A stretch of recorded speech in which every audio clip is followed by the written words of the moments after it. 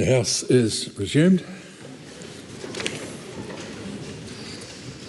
I present the report of the Controller and Auditor General entitled How Tasman District Council and Waikato Regional Councils Mitigate Flood Risk. I also present the report of the Registrar of Pecuniary Interests and Other Specified Interests entitled Registrar of Pecuniary Interests and Other Specified Interests of Members, summary of amendments to previous returns and of initial returns. Those papers are published under the authority of the House. The House now comes to oral question, the first in the name of Oreni Kaipara. E te pika tēnā koe. My question is to the Minister of Justice. Does he stand by the government's policy to ban enrolments in the final 13 days before an election, despite the Attorney General warning that more than 100,000 people may be directly or indirectly disenfranchised by this proposal? The Honourable Paul Goldsmith. Thank you, Mr. Speaker, and thank you for the question. The answer is yes, and I've got every confidence that New Zealanders have the capability of responding to a change in the signal that is sent, and they've got a year to get enrolled, and they've got every confidence that they will be able to get enrolled 13 days before the election. Supplementary. What impact will the prisoner voting ban have on wahine Māori women who are one of the most over-incarcerated groups in the world? Well, if they're imprisoned more than 3 years currently, they don't have the vote. After the legislation is passed, if they're imprisoned after the passing of that legislation for less than 3 years, they will lose their vote, and that's about sending a clear message to those who are victims of crime that we take that seriously, and there are consequences for crime, and one of those consequences is temporarily losing one's vote while one is in prison. Supplementary. Does the Minister dispute evidence that shows that denying prisoners the right to vote undermines rehabilitation goals, increases social exclusion, and ultimately increases the risk of offending? Well, of course, I tend to think more about the needs of the victims of crime who are trying to put their life together after having been bashed or stolen or murdered, or the many other victims of crime that live in this country. And so, look, we have a robust, strong democracy. There are many countries around the world that have various restrictions on prisoners voting. Currently, it is the law that if you're in prison for 3 years or more, you lose your vote, and we are extending that earlier, and we think that's fully justified. Supplementary. Does his government truly care about democracy? Or do they only care about democracy when it can be weaponised against Māori, such as when they removed Māori wards? Stop. The House will listen to a question in silence. Start again. Tēnā koe, Mr. Speaker. Does the Minister's government truly care about democracy, or do they only care about democracy when it can be weaponised against Māori, such as when they removed Māori wards, dismantled co-governance and introduced the Treaty Principles Bill? Okay, that question should be ruled out because it doesn't comply with the requirements of standing orders. However, in so much as the Minister is able to make a statement, he can. Well, I can assure the House that this government does care about democracy, very much so. And the good news about democracy is that governments are held to account, and we are perfectly willing to put our record before New Zealanders, particularly in the justice space, where we've seen 38. Just a moment. Things have to settle down. There's people just yelling for no particular purpose. They're not interventions. They're just boorish barracking, and it's got to stop. Minister will briefly end his answer. Well, I was just continuing about the virtues of democracy and the accountability, and where we lay our performance before the people of New Zealand at their next election. And we're very proud of the progress that we've made on many fronts. The Honourable David Seymour. Can the Minister confirm that it's actually a legal obligation to be enrolled to vote with an up-to-date address from the age of 18? Minister Seymour, someone called out then, interjected while a question's being asked. Question can be asked again, and you will be given silence of the House. Can the Minister confirm it's actually a legal obligation, one of the few blanket obligations the law places on all New Zealanders, to be enrolled to vote with an up-to-date address from the age of 18? So it shouldn't be much of a problem to be enrolled 13 days before an election. And if so, does he believe that New Zealanders of all races are equally capable of fulfilling this basic requirement? Yes, and yes. And I've always been troubled by a particular party claiming that their voters are disadvantaged by any changes, which would imply that their voters are less capable than other voters of getting themselves enrolled, which is a strange way to talk about your voters. Good. Question 2, Dr. Vanessa Wene. Thank you, Mr. Speaker. My question is to the Minister. Hang on a minute. Now proceed. Thank you. My question is to the Minister for Economic Growth. What recent changes has the government made regarding economic growth and supermarket competition? Mr. Speaker. Honourable Nicola Willis. Last night, the government passed amendments to the Fast Track Approvals Act. The changes streamline the fast track process, making it more efficient in delivering important projects that will grow the economy. The changes also promote greater competition in the supermarket sector by speeding up consent and approval processes to get a new supermarket open. Mr. Speaker, the government is serious about lifting economic growth and getting a better deal for Kiwi shoppers. Our fast track changes do both of those things. Supplementary. Why did the government make changes to support supermarket competition? Well, Mr. Speaker, we heard loud and clear from a range of people that standard resource consent processes can hold new supermarkets back and tie them up in red tape for years. Restrictive zoning, slow consenting and cumbersome regulations have caused widespread frustrations that have seen less choice and higher prices for Kiwi shoppers because of a lack of competition. Mr. Speaker, the fast track process will shorten the time required to gain consent for a new supermarket to just a few months, increasing grocery competition. This is good news for shoppers. It's about saying yes. What else is the government doing for supermarket competition? Mr. Speaker, the government's focus is on regulatory, enforcement and structural areas. Our work includes improving the Overseas Investment Act to better support grocery investments and amending the Commerce Act to better combat predatory pricing. We are also looking to trial the use of digital labels for lower risk imported goods to reduce onerous food labelling requirements on new supermarkets who seek to enter our grocery market. We have selected Christchurch City Council to be a single building consent authority to standardise decisions for grocery developments, and there is a wide range of other work underway which together will help enhance grocery competition for shoppers. How will the changes to the Fast Track Approvals Act help grow the economy? Well, Mr. Speaker, the fast track regime will support growth by kick-starting projects right across the country, projects that will create jobs and help lift the incomes of Kiwi families and communities. The Act is generally working well, with 6 projects already consented and 3 more expected to have decisions before Christmas. Over the past few months, expert panels and panel conveners, applicants, government officials and councils identified areas where improvements could be made. Many of those were reflected in the changes made in this House last night. Officials estimate that the amendments could reduce the combined processing and consideration times by a further 6 weeks. That means more projects coming through the pipeline faster, and that's good for growth. And all in this House who stand on the side of job creation and income growth should have voted for that bill. Yes. That's right. Question number 3, the Honourable Carmel Sepuloni.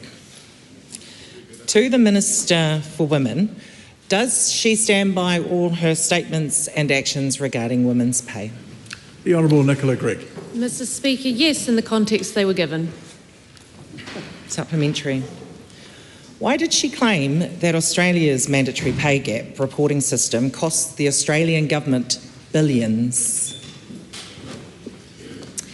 Mr. Speaker, that was the number that I'd been advised at the time. That has since been revised, and we understand the set-up costs of the Australian regulator were substantial, only to deliver very minimal gain. Wasn't billions.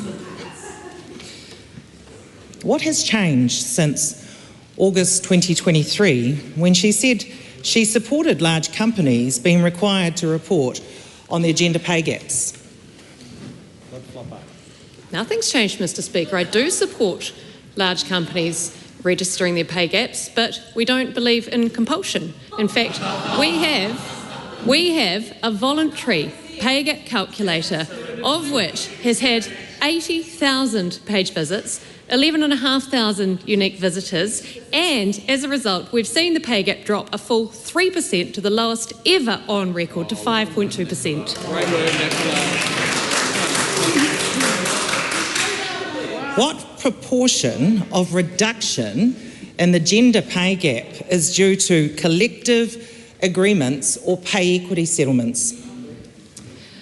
I would have to get that question put on notice for the exact figure, but what I would say is the representatives of those very hard-working union members that dutifully pay their levies to those union representatives really should be starting to try and utilise the new framework and raise claims again to prove that it works. Is the Chief Executive of her ministry correct that at no point since the government passed pay equity changes under urgency has she asked for or received advice from the Ministry for Women on pay equity? Yes, she is correct.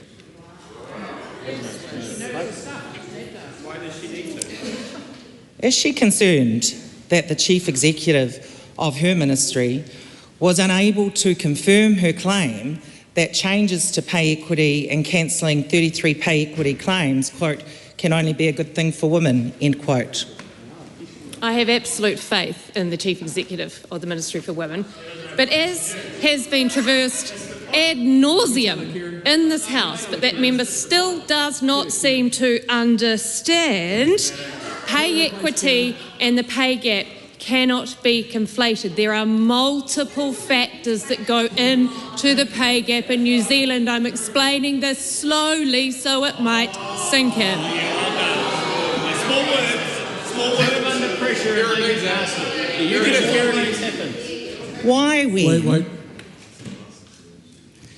Why, when effectively Pacifica women have been working for free since the 9th of October, Māori women since the 18th of October, Asian women since the 25th of October, and Pākehā women since the 25th of November, has she cancelled 33 pay equity claims, locked out secondary teachers from future pay equity claims, and won't support mandatory gender pay gap reporting?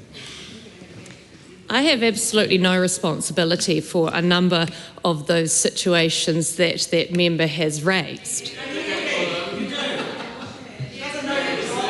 Question number 4, Tom Rutherford. Thank you, Mr. Speaker. My question is to the Minister of Justice. How is the government progressing with its plan to restore law and order?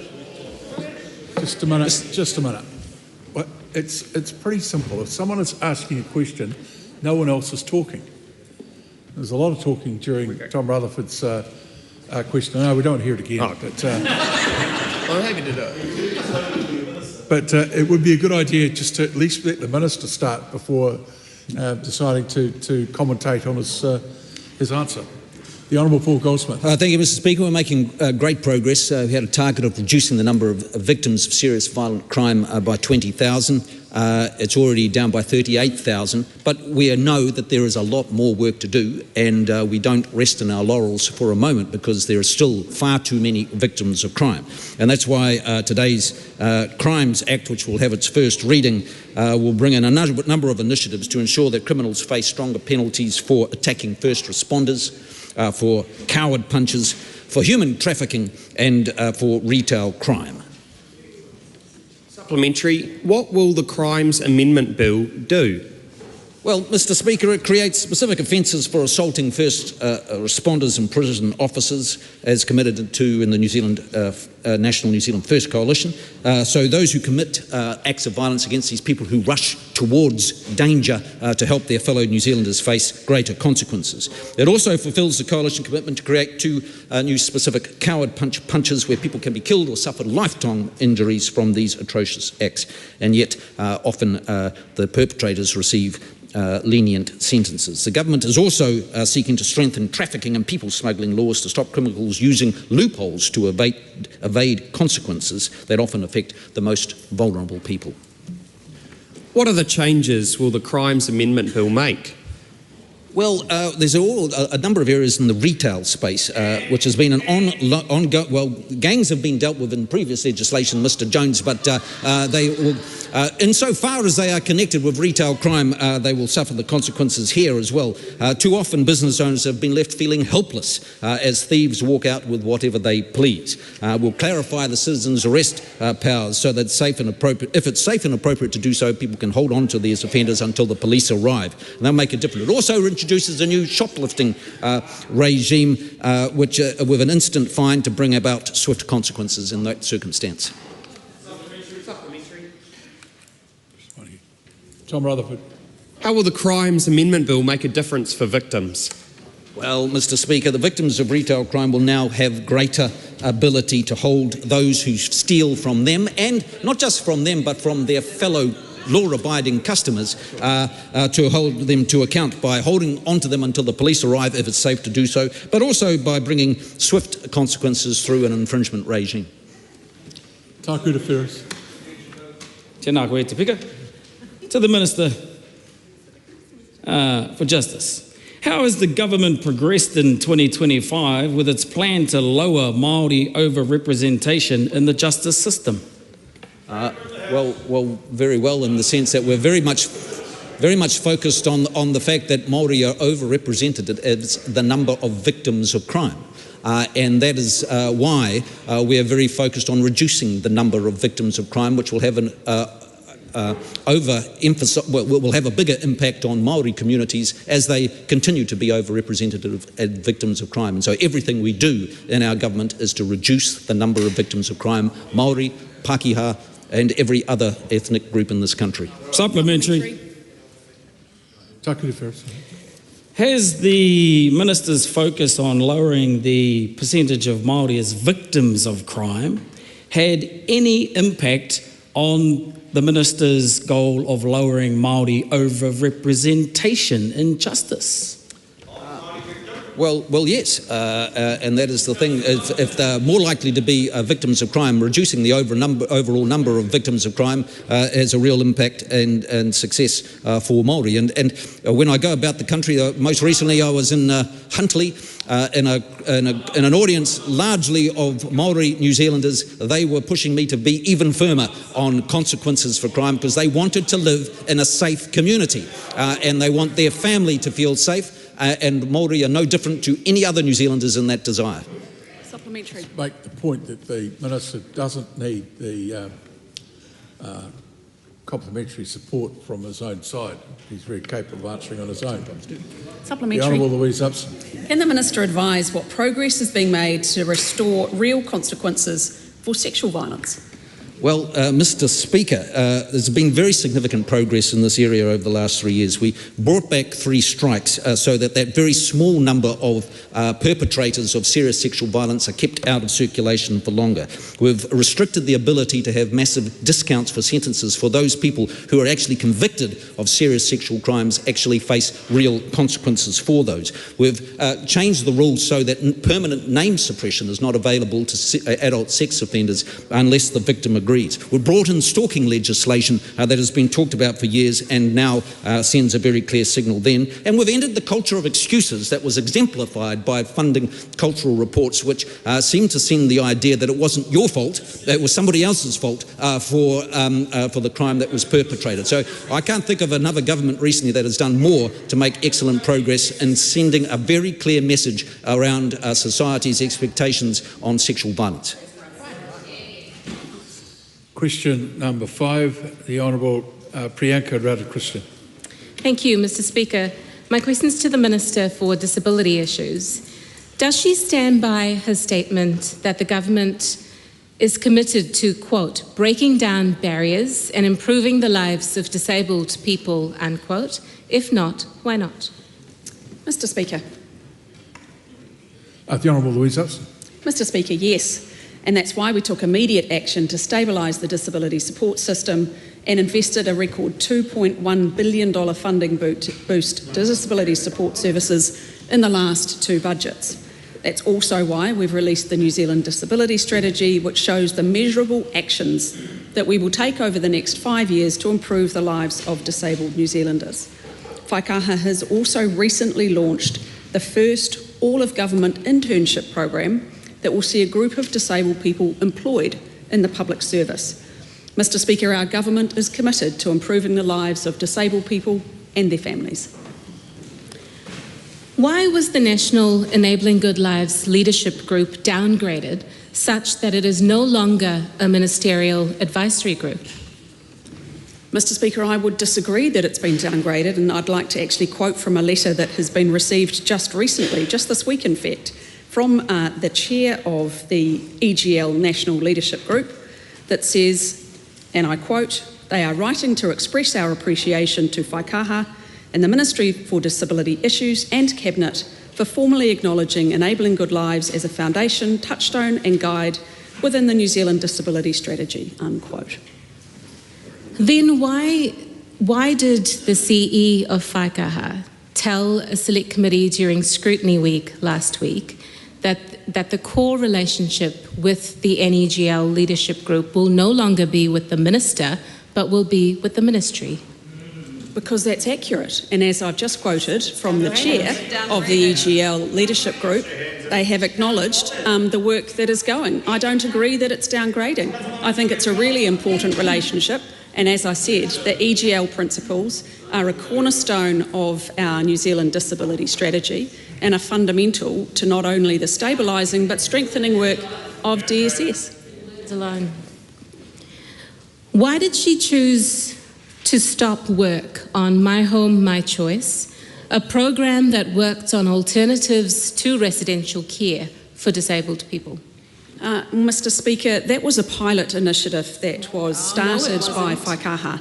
And when we have focused our efforts on the disability support system, it was first about stabilising, and as I said, we've invested a record $2.1 billion into disability support services.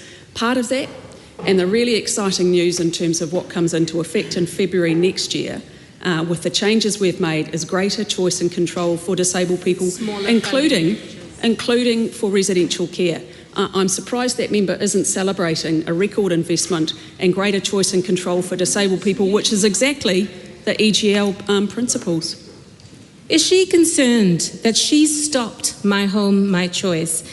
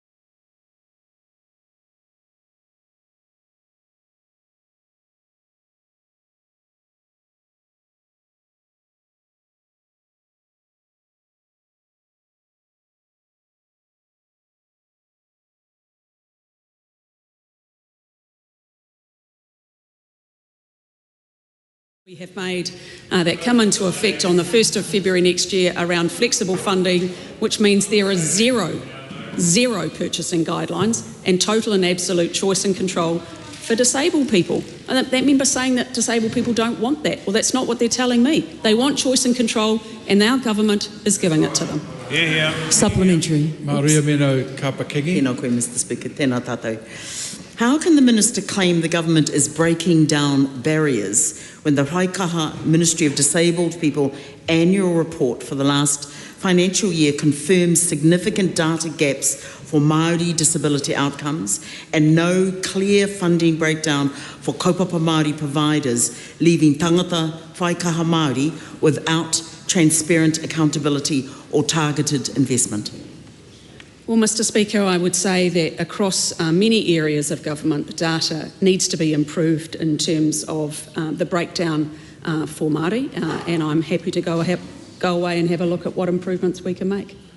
Supplementary. 2 years in, you're having a look at that. Yep. Why has the government failed to set a clear timeline for closing the significant data gaps on accessibility and Māori-specific disability outcomes identified in the Waikaha Ministry of Disabled People annual report for the last financial year? And when will the Minister commit to delivering disaggregated data that enables targeted action for tangata Waikaha Māori? Well, Mr. Speaker, I would just say that our government is focused on improving the lives of disabled New Zealanders from one end of the country to the other. As I've said, I'm happy to look at what improvements can be made around data, but our government is absolutely focused on improving their lives. Question number 6, David McLeod. Thank you, Mr. Speaker. My question is to the Minister of Tourism and Hospitality and asks, what recent announcements has she made to support major events in New Zealand? Mr. Speaker. The Honourable Louise Upston. Last week I announced the first tranche of events from our major events package. The lineup includes many exciting international and homegrown music acts, sports matches, arts and cultural events kicking off in 2026. The first round is an integral part of the $70 million major events and tourism package designed to drive economic activity and confidence throughout the country. Tourism and major events are a crucial part of our government's focus on economic growth. More world-class events means more visitors, more jobs and a growing economy. Supplementary. What are the successful events?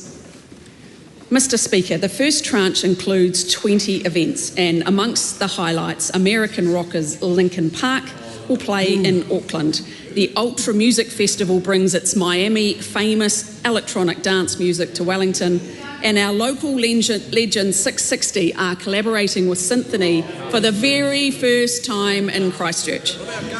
In total, we will be supporting over 70 events, either directly or indirectly, through the Events Attraction Package and the Events Boost Fund.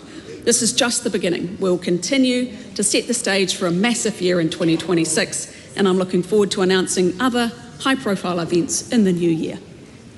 Supplementary. What benefits does she expect to see as a result of this announcement? Mr. Speaker, when major events come to town, the economic ripple effect is huge. For every dollar spent on live performance, $3.20 is returned in benefits to the wider community. We know it's looking positive, with the latest visitor stats showing an increase of 22,500 visitors in October 2025 compared to a year before. Events don't just bring more visitors and economic benefits, they bring life and energy to our cities, creating vibrant communities and unforgettable experiences. That's why we've invested in an exciting calendar of events designed to strike a chord with everyone. Supplementary. What feedback has she seen on this announcement? Mr. Speaker, the feedback's been incredibly positive. David Higgins from Duco Events has said, having support from the government is very helpful, enables us to confidently go big and put on massive shows that otherwise might not happen, and it makes New Zealand a nice place to live. The Otago Rally organiser, Roger Oakley, was ecstatic and said, we're heading into the 50th anniversary event for the Otago Rally next year, and this funding will help us to bring it to the next level, something this remarkable milestone deserves. Mr. Speaker, New Zealand has an excellent global reputation for delivering world-class events, and I'm looking forward to announcing even further events in the coming months.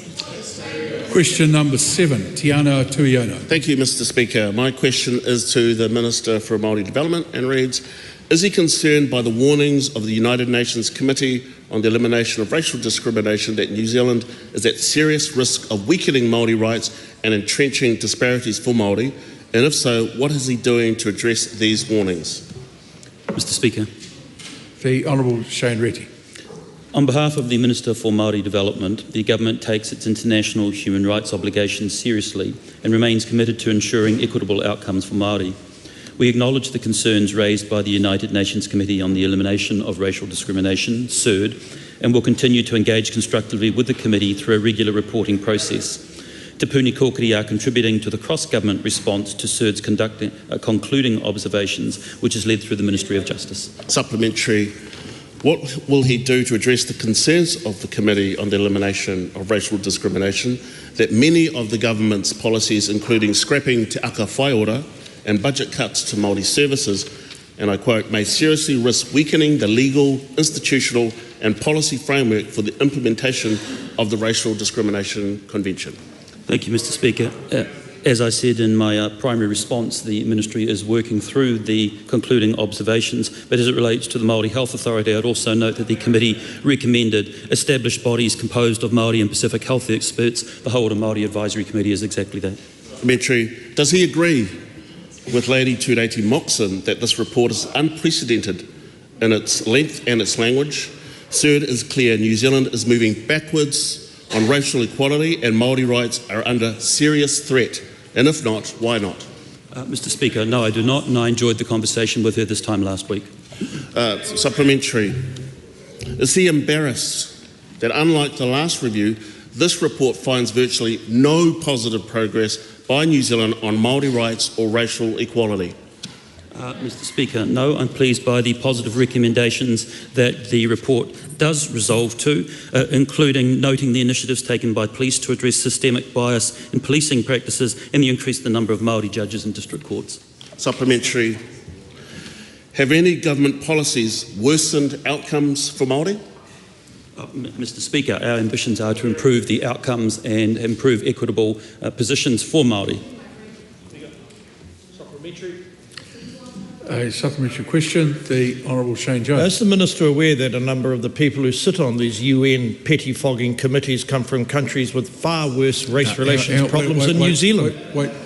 You can never go out asking the question again without the sort of emoluments in it that rule it slightly out of the standing orders, as the member himself has pointed out to me in recent days. Thank you for that elucidation. It's an opportunity. Carry on. To the Minister, is the Minister aware that a number of the people that sit upon the United Nations Committee hail from nations who have their own race relations problems that are worse than our nation state of New Zealand? Mr. Speaker, as I said in my primary, I acknowledge that we have work to do and we have a process to do that, and I believe other members of the committee also have issues that they're trying to work through also. Supplementary question, the Honourable Paul Goldsmith. Is the Minister aware that the Minister of Justice had an extensive and constructive conversation with members of the committee over the course of their inquiry and pointed out many of the areas where this government is making excellent progress in advancing outcomes for Māori? That's great. Now, where's the question? Is he aware? Is he aware? Yeah, no. Well, good. Are you aware? Mr. Speaker, I am aware of the it's fine. Of the CERD process that the Minister of Justice has. Tiana Aotearoa. Does he accept the finding that the government's efforts to remove treaty clauses from legislation, and I quote, risk entrenching historical, structural and systemic discrimination against Māori? And if so, will the government finally leave Te Tiriti or Waitangi alone? Mr. Speaker, what I accept is that concerns of this nature as expressed by CERD are being worked through by the Ministry of Justice, which has the lead, and we remain committed to reducing inequalities and better outcomes for Māori. Question number 8, Ryan Hamilton. Thank you, Mr. Speaker. My question is to the Minister of Universities and asks, what recent announcements has he made about the Waikato Medical School? The Honourable Shane Reti. Thank you, Mr. Speaker.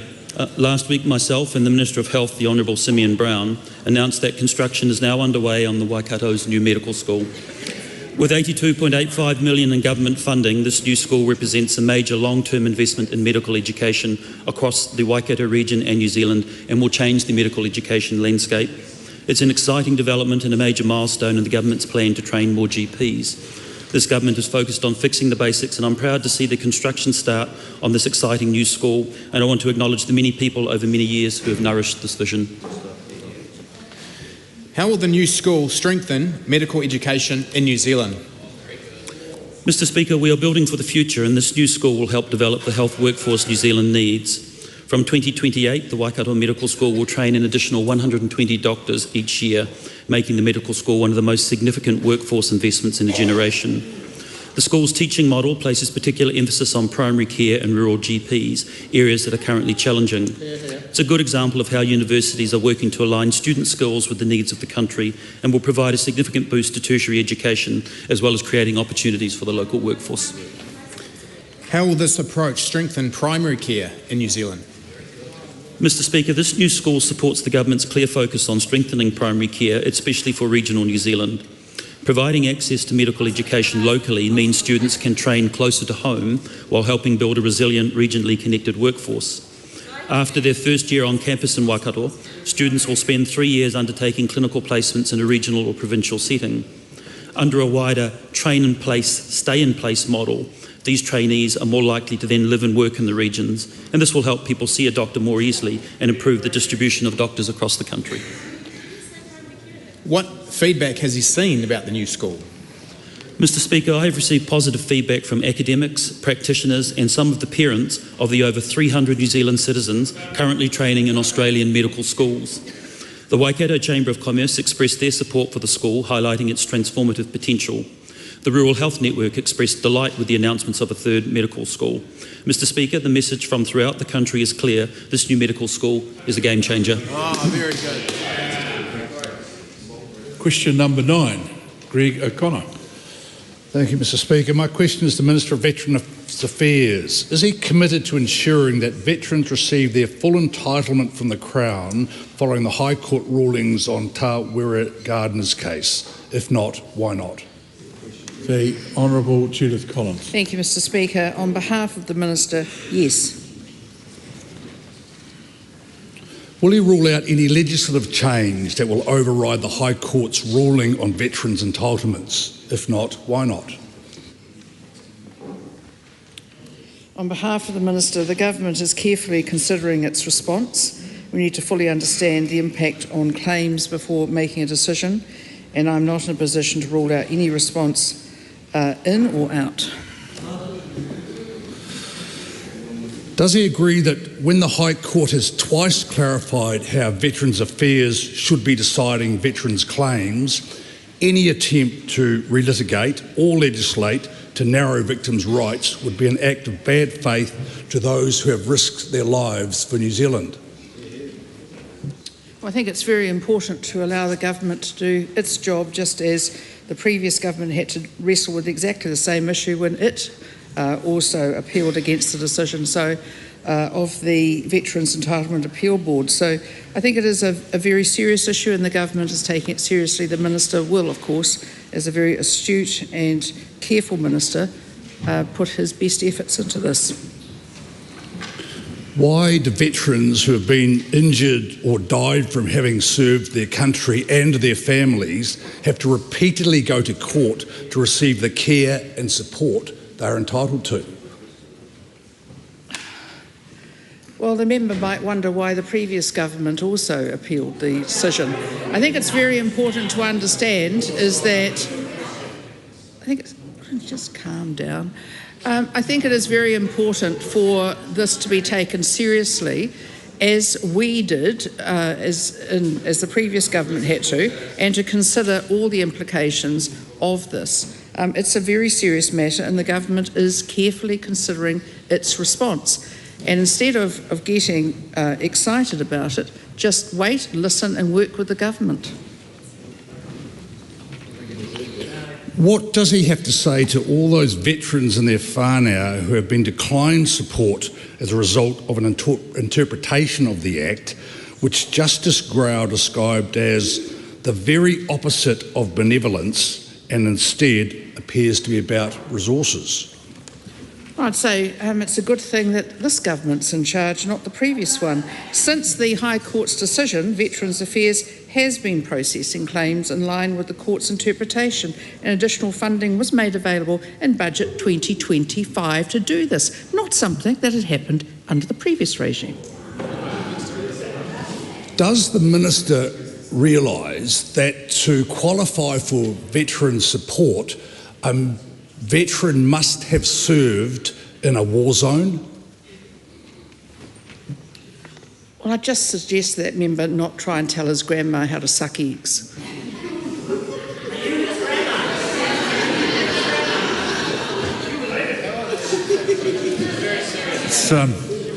It could be described as a scrap. Could be described as a scrap between the grandparents, but I'm sure you and I would never have such an argument. lucky it's Christmas. Scott Willis. Thank you, Mr. Speaker. My question is to the Minister for Energy. Is he confident in the viability of the offshore wind industry in Taranaki? Mr. Speaker. Yes. The Honourable Simon Watts. Yes. Supplementary.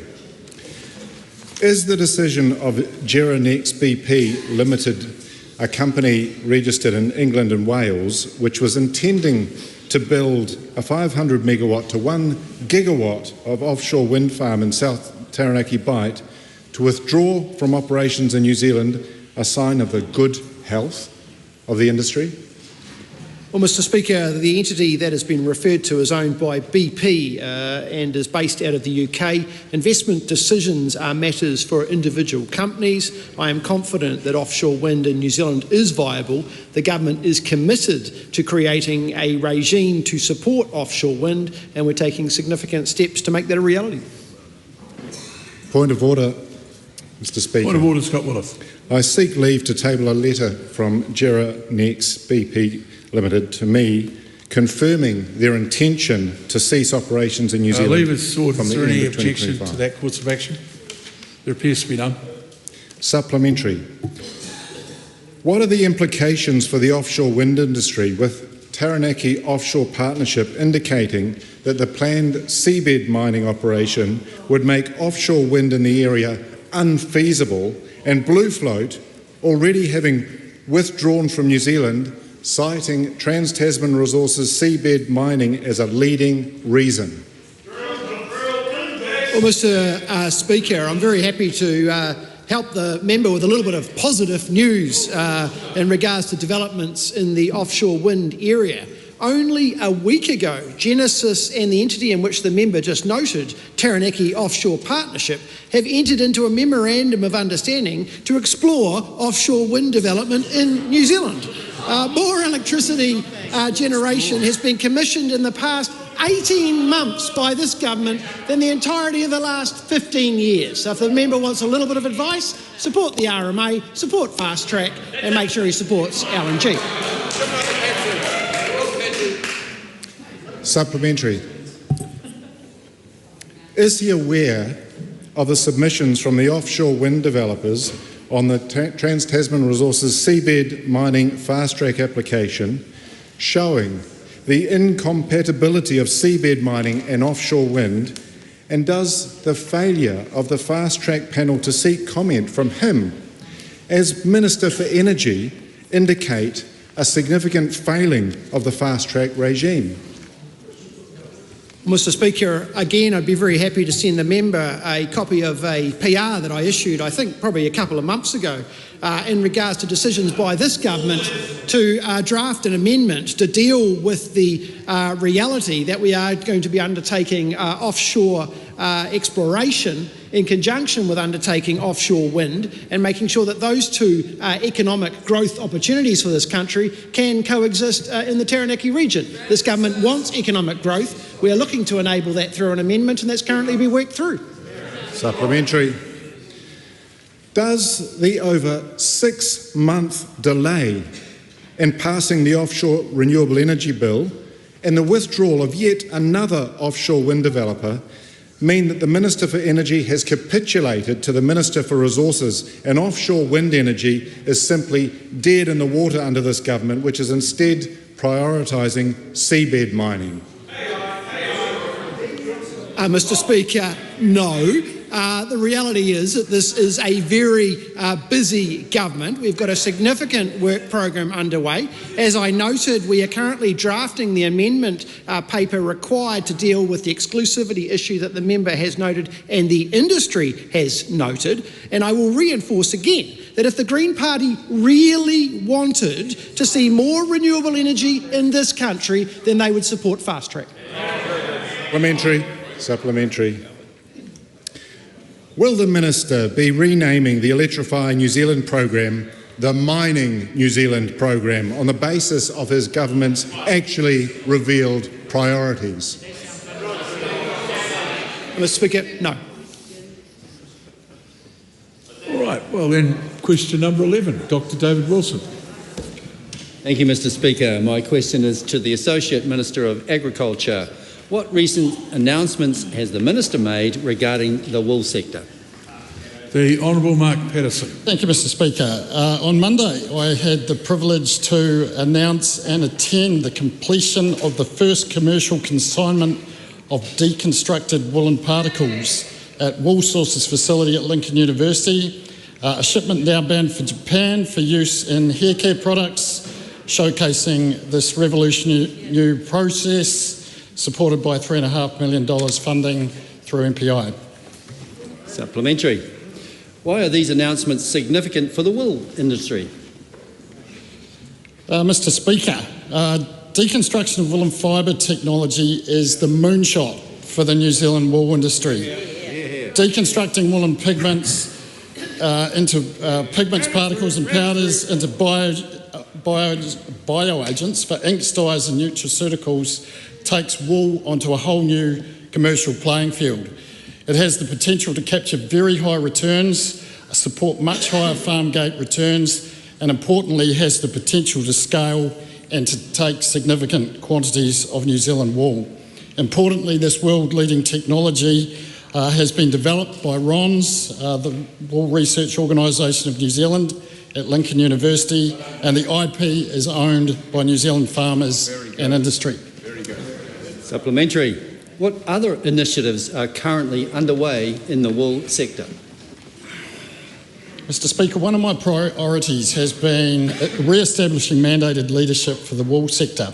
Since the demise of the Wool Board and Industry Levy in 2011, the sector has been fragmented, lacking coordination and leadership. The Wool Alliance has been formed to explore an enduring industry model, a collaborative initiative designed to develop a sustainable long-term industry model. The Alliance brings together Wool Impact, Campaign for Wool, the Wool Research Organisation, with the support from Beef and Lamb New Zealand, and is chaired by former Chairman of Fonterra, John Monaghan. I'm pleased to report that farmer and industry consultation is underway with the aim of having a formal structure formalised by the end of June 2026. Supplementary, Mr. Speaker. What have been the highlights of the wool sector in 2025? Look, the ultimate highlight and result has been the increase in the wool price, up 25 to 40%, depending on the micron year on year, as a return to natural fibres and woolen products. A particular highlight, and I must acknowledge Nicola Willis as well, the Honourable Nicola Willis, was the government's announcement to preference woolen fibres in government buildings. It has been well received by farmers, by industry, by the public, and has attracted international recognition. But the greatest reward for me has been witnessing the revival of the sector, the return of pride for our wool growers and our industry, a sense of collaboration and purpose, and to see investment starting to flow back into the sector with the knowledge that their government is right behind them. Can the Minister confirm that he has set a high bar for the wool industry?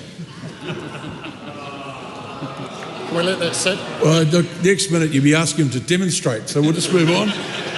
Question 12, Shannon Halbert. Mr. Speaker, question to the Minister for Vocational Education. Will industry skills boards be able to carry out their full mandate from the 1st of January 2026? If not, why not? Mr. Speaker. The Honourable Penny Simmons. Thank you, Mr. Speaker. The industry skills boards will be operational from 1 January 2026. The governance boards are in place now. They are currently going through the process of appointing chief executives and making offers to appropriate staff from the workforce development councils. They will certainly be operational from 1 January 2026, but like any new organisation, they will build capacity and capability as they evolve and progress. But importantly, Mr. Speaker, they have a very clear expectation of what their core functions are and what is most important for them to concentrate on early. Supplementary. Has she or any of the agencies she is responsible for provided the Minister of Education with advice on the feasibility of industry skills boards being able to deliver on their role in replacing NCEA? Well, Mr. Speaker, of course, replacing NCEA and undertaking curriculum development for the compulsory sector is not a core part of the ISB's business, but of course we are incredibly supportive of the excellent work that the Minister Stamford is doing to progress vocational pathways in schools, and we look forward to ISBs contributing positively to that work. And while ISBs have a smaller number of core functions, it's always been anticipated that there'll be additional functions from time to time, like supporting the school's vocational pathways, like researching apprentice success and other specific industry initiatives, and they'll be undertaken as additional funding is made available for those tasks. Supplementary. Will industry skills boards need more funding and assistance to deliver on their part of the government's plan to replace NCEA? Well, Mr. Speaker, I'll just repeat some of the things that I said in the previous answer, is that they have core functions that they are core funded for, and there will be other initiatives from time to time, like supporting the vocational pathways that Minister Stamford is doing such a wonderful job in bringing forward, and we are delighted to be able to be part of that very positive work to ensure there are pathways. There'll be other functions and other initiatives, such as the research we'd like them to do on the success of apprenticeships, and there'll be other workforce initiatives that industries will want, and we will do those from time to time when funding is available for those initiatives. Supplementary. Has anyone who will be on an industry skills board raised concerns with her around their ability to design curriculum with less funding and less staff compared to the workforce development councils? Well, of course, the workforce development councils didn't develop curriculum for the compulsory schooling sector either, and there will be less funding available for the ISBs than the WDCs, but I have high expectations of them being more efficient than the WDCs were. So again, there will be the core functions that they will undertake from their core funding, and then there may be additional functions from time to time with additional funding. Supplementary. Why has she done nothing to help ensure industry skills boards will be able to deliver as part of the government's plan to replace NCEA? Well, that's interesting because I've done a considerable amount to ensure there are boards in place, there are CEs being appointed, there are staff being appointed, and we are working closely with Minister Stanford in the wonderful work that she is doing on vocational pathways. And we look forward to the ISBs being able to support those pathways from compulsory schooling into tertiary education. Did she have any input in industry skills boards being part of the NCEA replacement, or was she just told it was happening?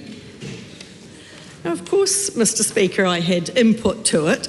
There were core functions that were set, and then we knew from time to time there would be additional functions, and we are not only pleased to be involved in it, but absolutely delighted, because what it means is there is now a pathway from secondary schooling into vocational education through the vocational pathways.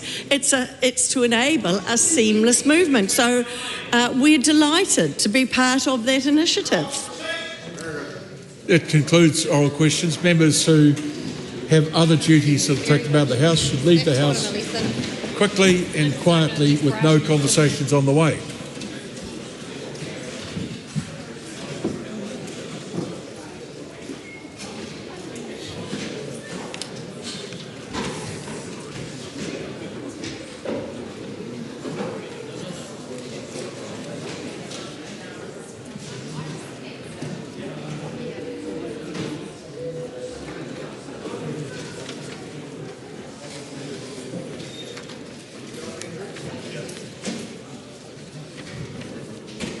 All right.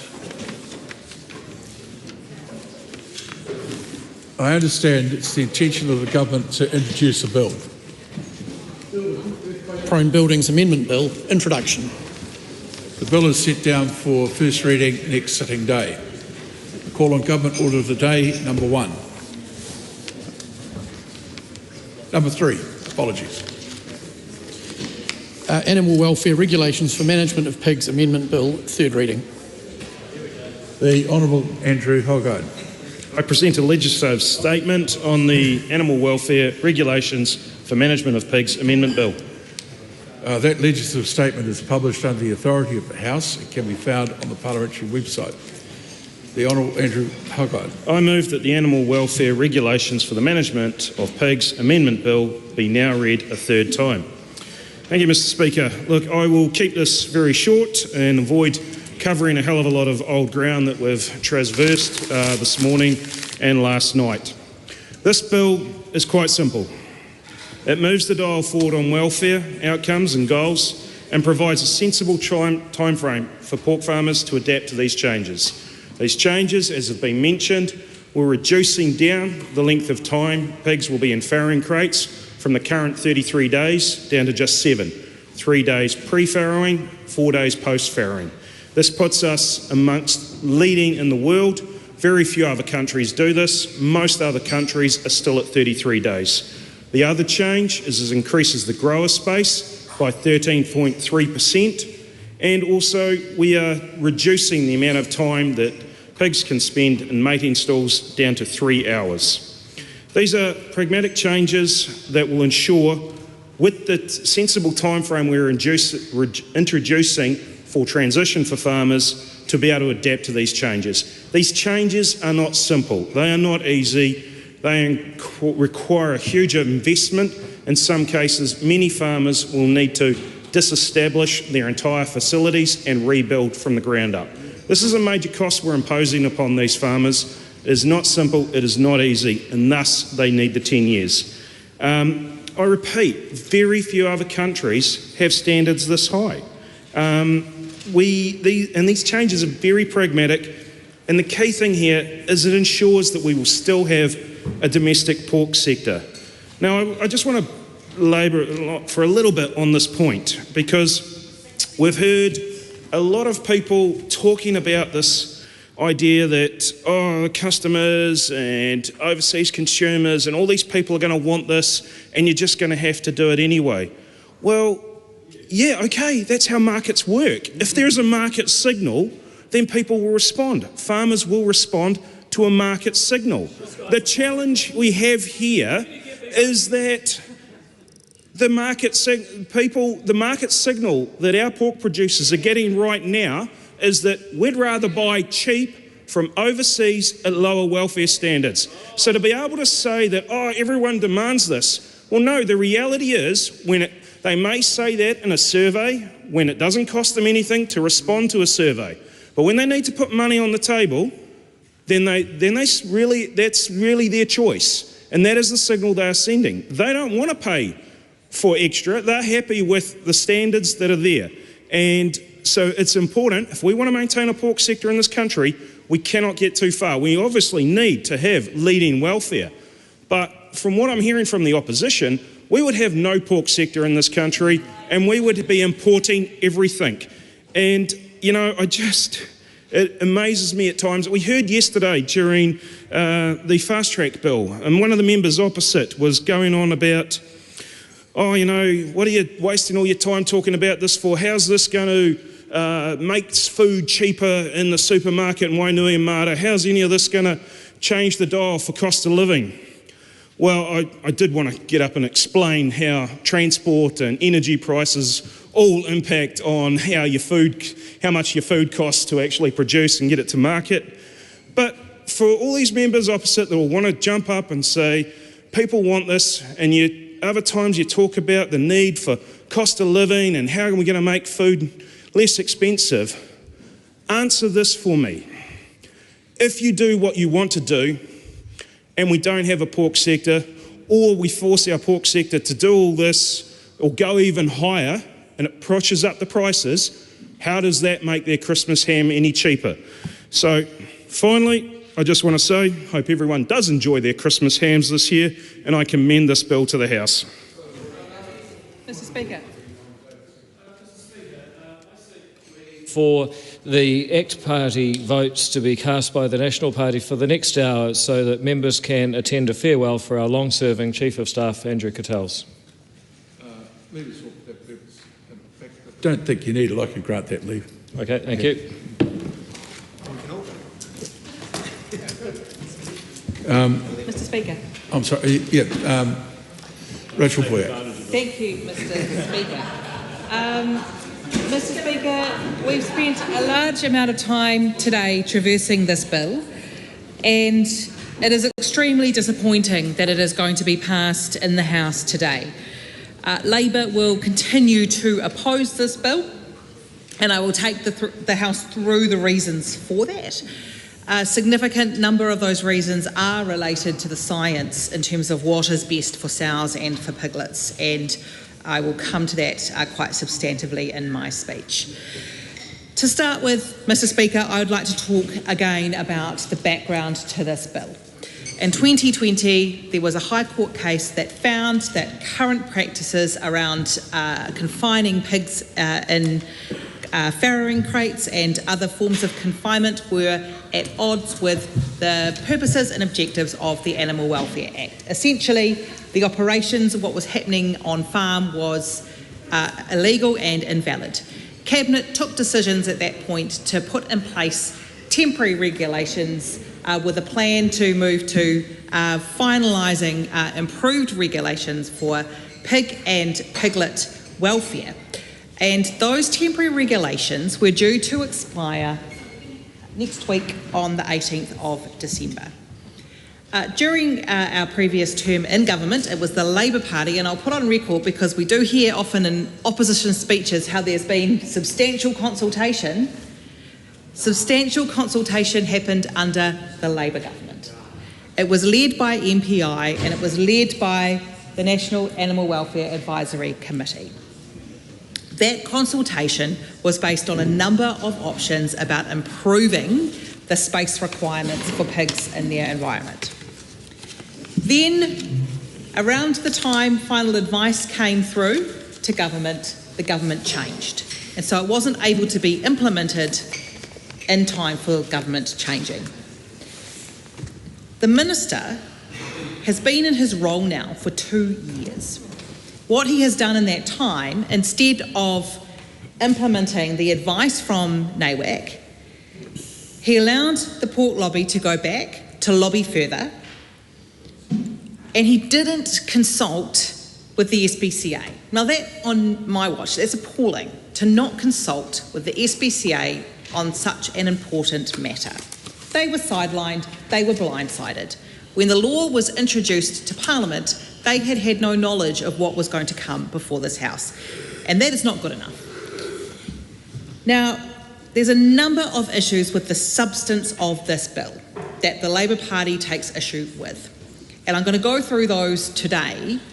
And what is incredibly disappointing is that in many occasions relating to animal welfare changes, we can reach bipartisan cross-party support, and we should be striving to reach agreement between industry and other stakeholders such as animal welfare organisations, because that is how we get certainty and stability for industry and for a sector that is important like this one.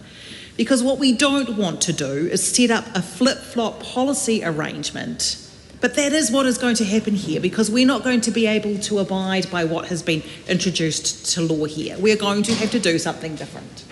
And that doesn't provide certainty for industry. It's not good for anybody.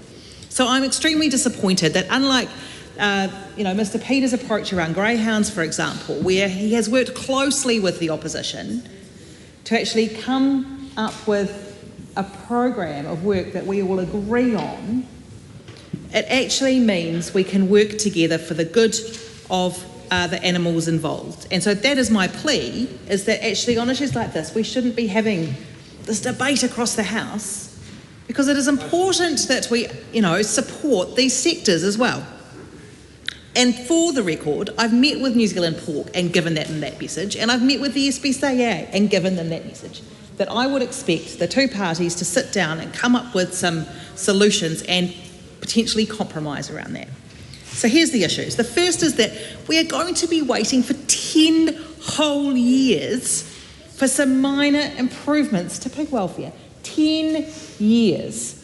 Now, the industry hasn't actually asked for 10 years. 5 years would be far more reasonable. I accept that there will have to be investment for industry. I accept that, but it does not have to be 10 years.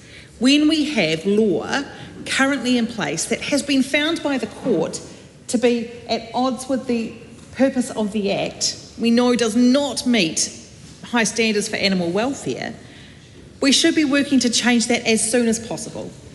And so when it comes to two components of the substance of this bill, around farrowing crates and around the grower pig requirements, waiting for 10 years is far too long, and that cannot stand. There is one area where I do support what the Minister has done, and that is around improvements for time spent in a mating stall, and for that to come in place in 1 year. That is a good thing. So I do want to give credit where it's due. That is a good thing, and I support that, and the Labour Party voted for those amendments as part of the bill. But let's talk about grower pigs. Only a 13.3% increase in the containment size for grower pigs, significantly less than what was proposed by NAWAC. Significantly less. So these are pigs that are being grown for sale, for provision of meat. And when they are contained, they should be held in the best animal welfare standards as possible, because pigs are sentient. And ensuring that they can actually move and not be constrained in their environment is a really important part of their welfare. And so what the Minister has done is sided with the exact recommendations of the pork industry and completely sidelined NAWAC, and that is unheard of. One of the things the science advisor said to me was that during this consultation process, the most recent round, that the SPCA were consulted because they were part of NAWAC. That's actually wrong. The SPCA representative was no longer on NAWAC when NAWAC were consulted. They were replaced when they left NAWAC by a farmer. And so there's actually no representative of the SPCA currently on NAWAC, and they weren't part of that consultation. So there's some real concern here around NAWAC being undermined in terms of their responsibility to provide that independent advice to the Minister that comes from a broad range of people sitting around that table with a range of interests and expertise. It has grower pigs and mating stalls. But the biggest issue certainly for the public, is around farrowing crates. And I think we've been sold some misinformation, frankly, around the science on this. And what has come through the Select Committee process, which has been very helpful from a group of New Zealand animal welfare scientists, many of whom have worked as veterinarians, many of whom have worked specifically in animal welfare science, have worked for MPI, have sat on NAWAC before. Some of the comments they've made in their submissions, and I'm going to put them on record. Here's one. The current proposal to allow sows to be confined for 7 days without increasing pen or crate size is particularly problematic. Evidence suggests that this approach may actually increase piglet mortality, as sows released into undersized pens can accidentally crush piglets due to restricted movement. They've also looked at some of the research, specifically Baxter et al. Talks about how a well-designed and managed system without permanent crating can achieve the same performance as conventional farrowing crates. And finally, another study from 2002 said when considering the piglets' needs, EFSA concluded that reducing the space available to the lactating sow below 6.6 metres will reduce her freedom of movement and increase the mortality of her piglets. So actually there has been a lot of scientific evidence to say that is at odds with what the MPI science summary has produced. And so because the Select Committee looked at this for such a short period of time, we weren't able to deeply delve into that science. And that again is not good enough. That is not a good process for this Parliament to be following for such an important industry and the certainty it requires.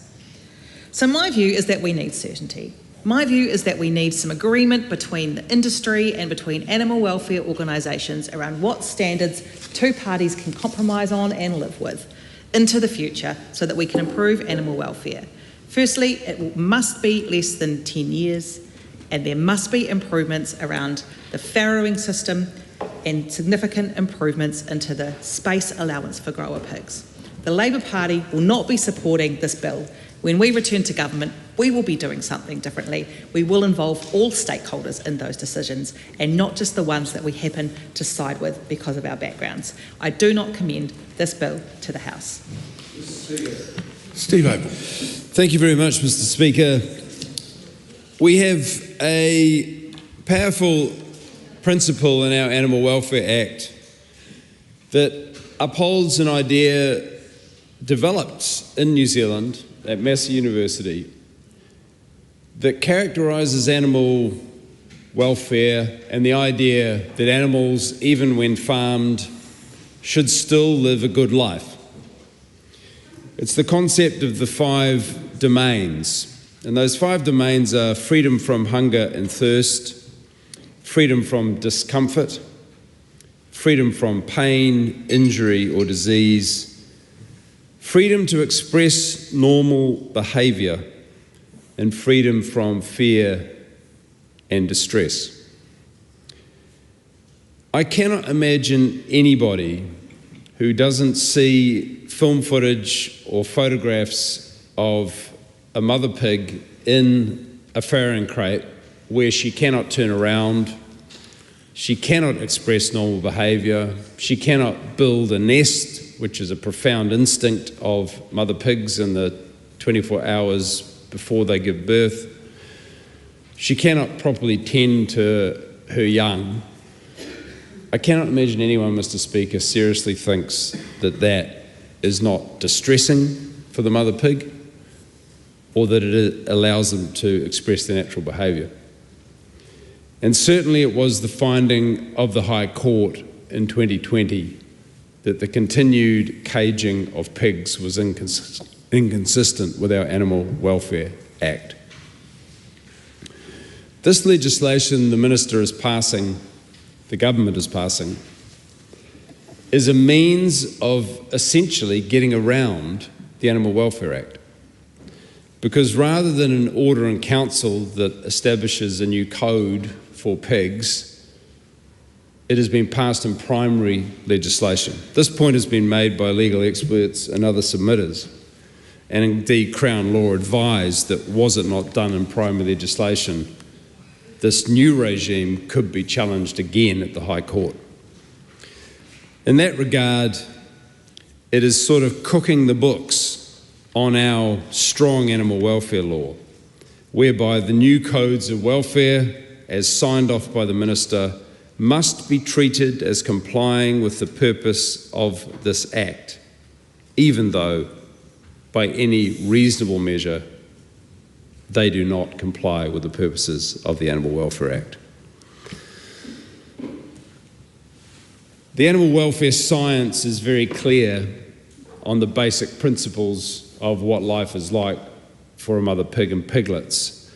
And to be clear, the Minister suggested that countries like Sweden and Norway have moved to temporary crating, which is what this legislation will do, move New Zealand to temporary crating, but it will do it in 10 years' time, with the option of extending the status quo of 5 years for a mother pig in a cage by another 5 years in 10 years' time. So it could be potentially 15 more years of the status quo that our own courts have said are utterly unacceptable.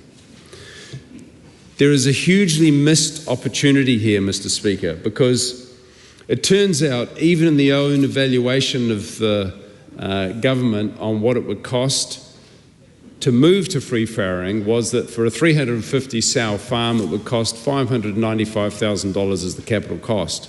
What the Minister is proposing costs $507,000 for a 350 sow farm as the capital cost. That is a nominal, in the scheme of things, over even a 10-year transition difference. The missed opportunity, Mr. Speaker, is that had the government had the courage to move the way the whole world is moving in this space, to uphold the actual principle embodied in our strong Animal Welfare Act. Look, I don't mean to interrupt the member, but I think you might want to rephrase. Use the word courage? Yeah, you can't use that word. You might want to say foresight or some other such word. Thank you, Mr. Speaker. Yes. Had the government had the foresight to recognise the opportunity of moving New Zealand to something that is both consistent with the strong public feeling on this matter. Overwhelmingly, over many years, polling has showed that most New Zealanders do not want to see pigs in cages. Had they seized the nettle, so to speak, and actually taken that step of phasing out farrowing crates, even if it was in 10 years' time, it would both set us on a course that is consistent with the courage we did take when we phased out sow stalls. It would set us on that course and eliminate any uncertainty about the expectations of how animals are treated in our agricultural systems in this country, Mr. Speaker. And we would put ourselves where we really want to be, which is as a genuine world leader in the animal welfare space. The New Zealand public don't want to see animals suffering. We have an expectation that if we're going to farm animals, it's done in a humane way that upholds the highest standards of welfare. That missed opportunity is a big problem for the pork industry, for the pig farming industry. Because whilst the Minister has said this is to give some sort of certainty to that industry, in fact, the legislation does the exact opposite. Because it does not have the support of the whole House. It does not have public support, and the industry can be certain that if there is a change in government, there will be a change in this legislation. I believe, and I want to offer an olive branch to the pork industry, Pork New Zealand and the pig farmers. Let us sit down and work out a way forward that does fulfil the highest and best expectations of the Animal Welfare Act and the public expectation, and think about what is necessary to move to free farrowing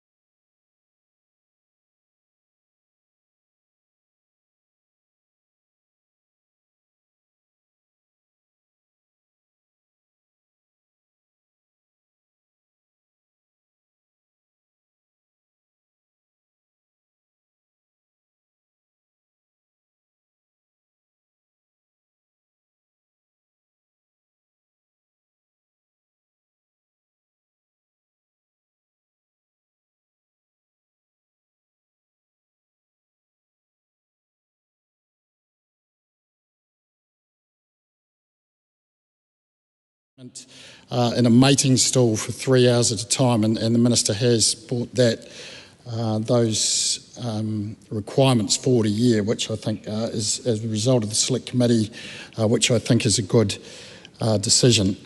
But there is a bigger issue here. Do we want to have a domestic pork industry? It is that simple. Do we want to have a domestic pork industry? The reality is 60% of the pork that is consumed in New Zealand is imported, much of it from jurisdictions that have animal welfare regulations well below our existing regulations, let alone where we're going to.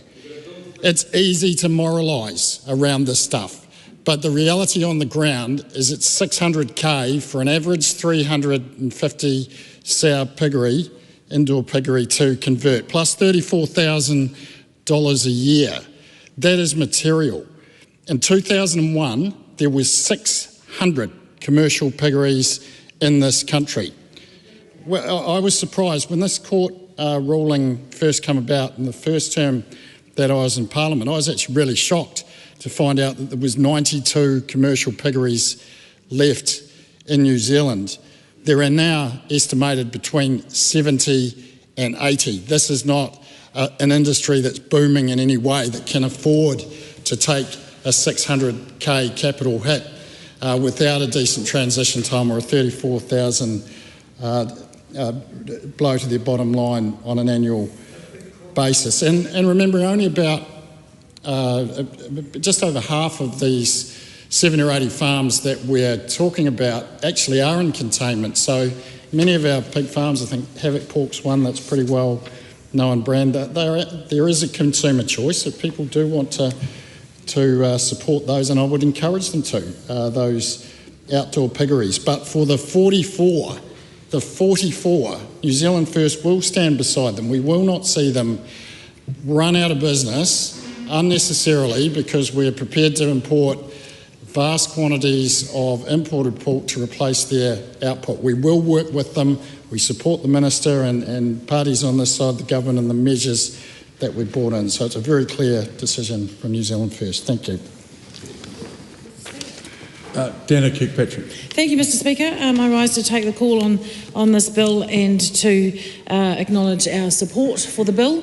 I think the issues have been well canvassed across the readings and in the committee stage, but I do again want to bring the House's attention to the extensive consultation undertaken since 2022 on this bill, including with industry experts, animal welfare groups and the industry itself. So I commend the bill to the House. Scott Willis. Thank you, Mr Speaker, and I appreciate not being called Steve Abel, although sometimes people do mistake us. Steve's more balder than I am. Well, and has facial hair. Look, there's certainly a physical similarity, but as soon as you open your mouths and start talking, Steve Abel's got it all over you. Certainly on this bill, I'll take that. Thank you, Mr Speaker. So I must say that I was disappointed in the debate we had on the title and commencement when my amendment was ruled out of order. Out of order in that it was ruled inaccurate. And I thought that was a really unfair statement, Mr Speaker, because my title suggestion that I think the Minister should really adopt was the Industrial Pork Producers Regulation for Pig Crate Containment Amendment Bill, which I think describes exactly what this bill is all about. And it certainly describes who the Minister listened to in devising the standards. Mr Speaker, we have canvassed where this bill came from, that it is part of the corporate industrial food regime. It's not really protecting farmers, it's supporting an industry. It's supporting an industry that doesn't consider animals as sentient beings, but as simply part of a food chain, and what happens to them doesn't really matter. That's the real issue that we have with this bill, Mr Speaker. It is not supporting our progressive farmers, it's not supporting animal welfare, it's not supporting better nutrition and food for our communities, and it's certainly placing those laggards, those people who were unable or unwilling to make changes, in a really difficult position, because they know that in 2026 there'll be a change of government and this legislation will not stand. So, Mr. Speaker, we are concerned that this, rather than providing any certainty, simply upends the situation and extends the anxiety for our rural sector even further. And I look around and I know there are some people who do understand parts of what happens in rural Aotearoa here. If we want to keep trading on our brand, on the clean, green Aotearoa brand, which we are already at risk of breaching our free trade agreement with the EU because of this government's walkback of methane targets, of climate action, of fresh water standards, we need to instead insist on higher quality production, and that means better animal welfare. And that means we make sure what we're producing is something we can be proud of, something that we can label, something we can note. And if the question that came from the other side of the House just before was, why don't we choose that? Well, we need to know what we're choosing. We need it to be labelled. We need to have a clear indication that if we're eating pork that's been produced in cages, we need to know that. We need to know that if we're eating pork or buying pork that's been produced in other jurisdictions that haven't lived up to even our weak standards, we need to know that. And my colleague Steve Abel has a bill that will fix that. That's something that we should just do. This should not be something that we even have to debate. We should have the ability to join forces across the House to make this happen. Mr. Speaker, a future where we move more to industrial food, industrial production, factory-style farming is not a future that most New Zealanders want. It's not a future that provides for everyone.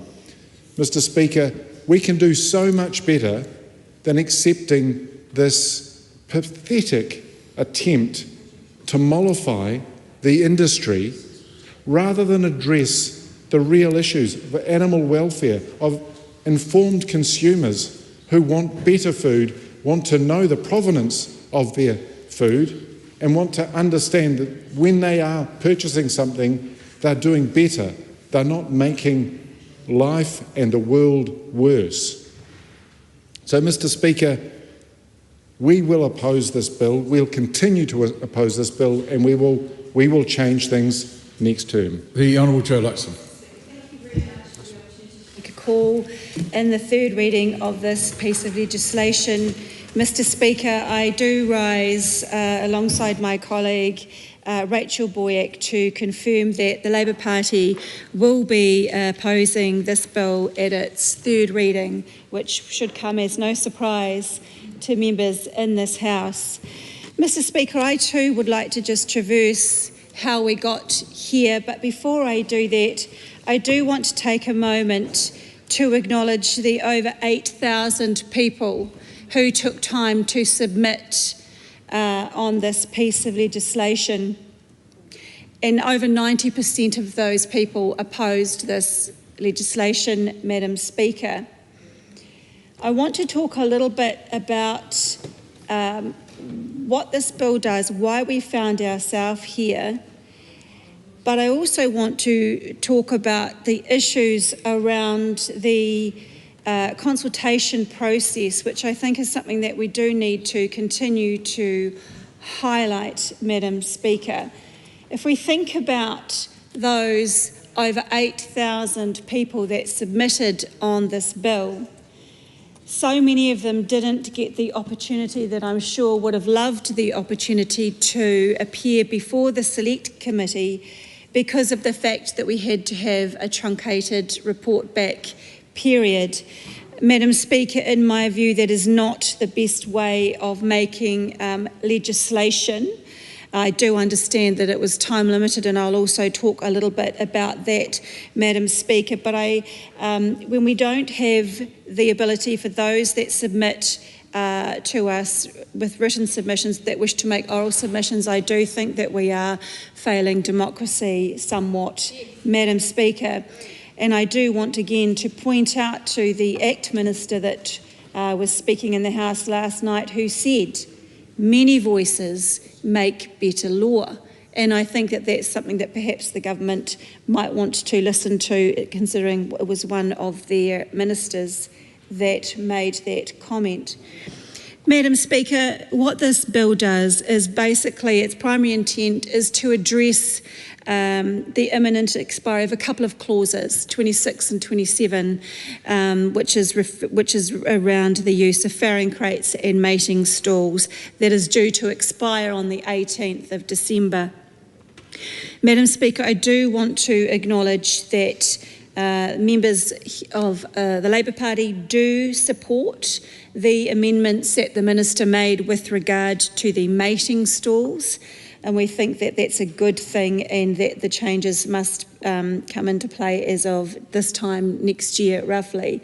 And also the amendment that the Minister has made around the record keeping having to be underway as of this time next year. And I think that that is a very important thing, because record keeping does ensure that there is the opportunity for the farmers to show that they are doing what they need to be doing should someone question them. So I think that it's a protection also for them, and I acknowledge the Minister for making those good decisions there.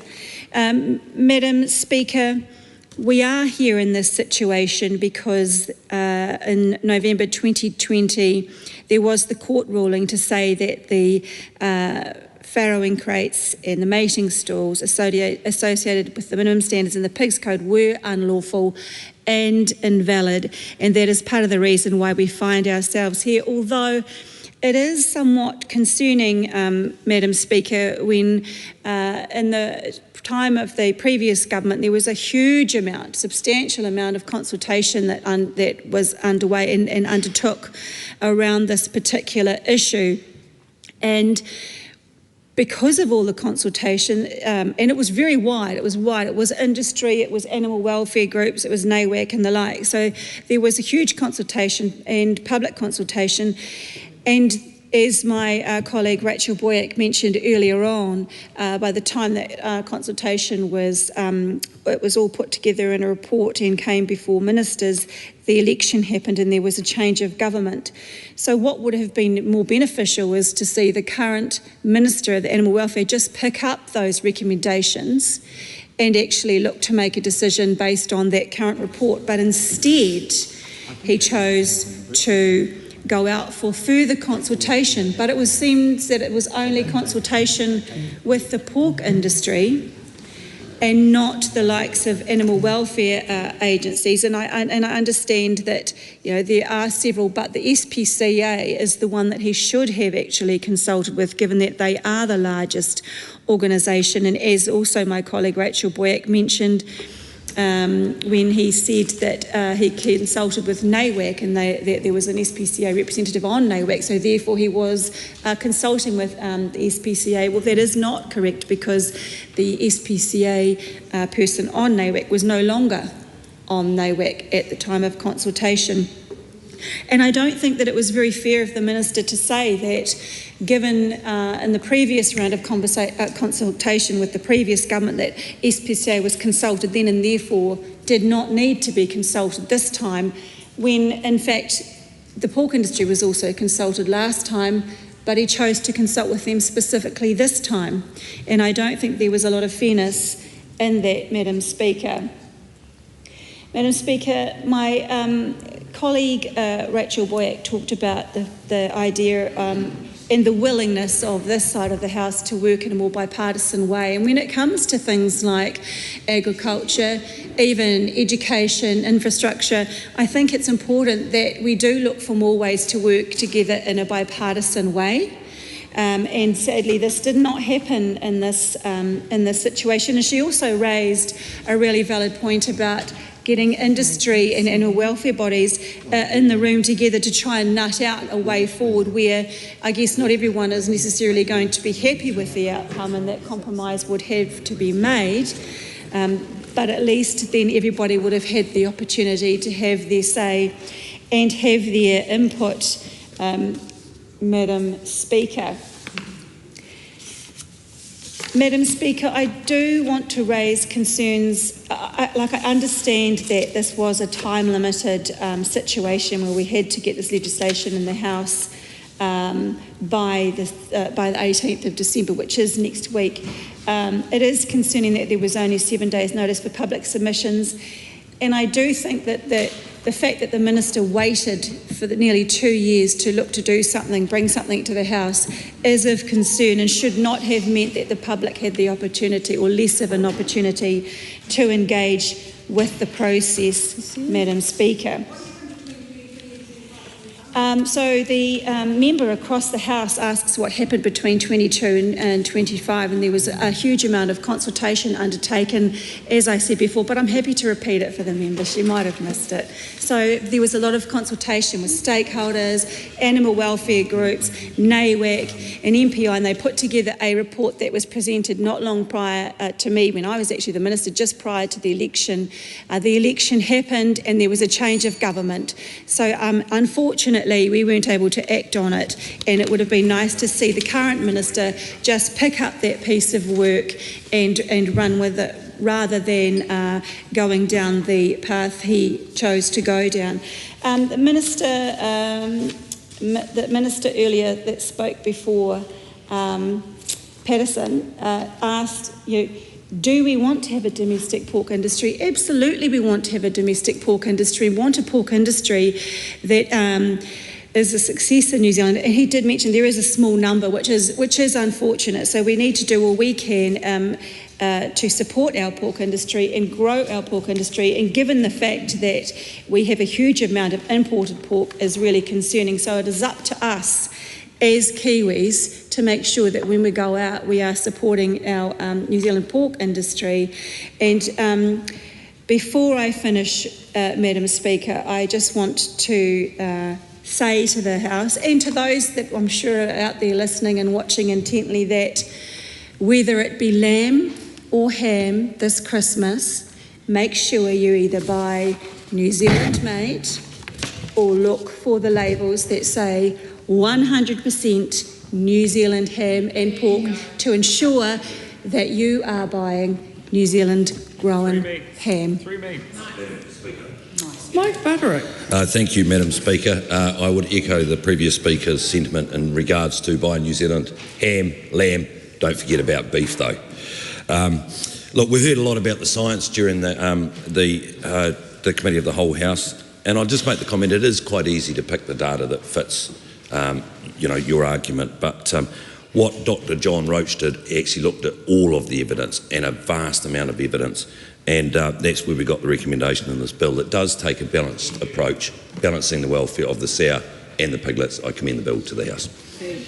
This call is a split call. Aotearoa Williams. Thank you, Madam Speakers. Well, here we are, a couple of weeks before Christmas, and food prices are going up.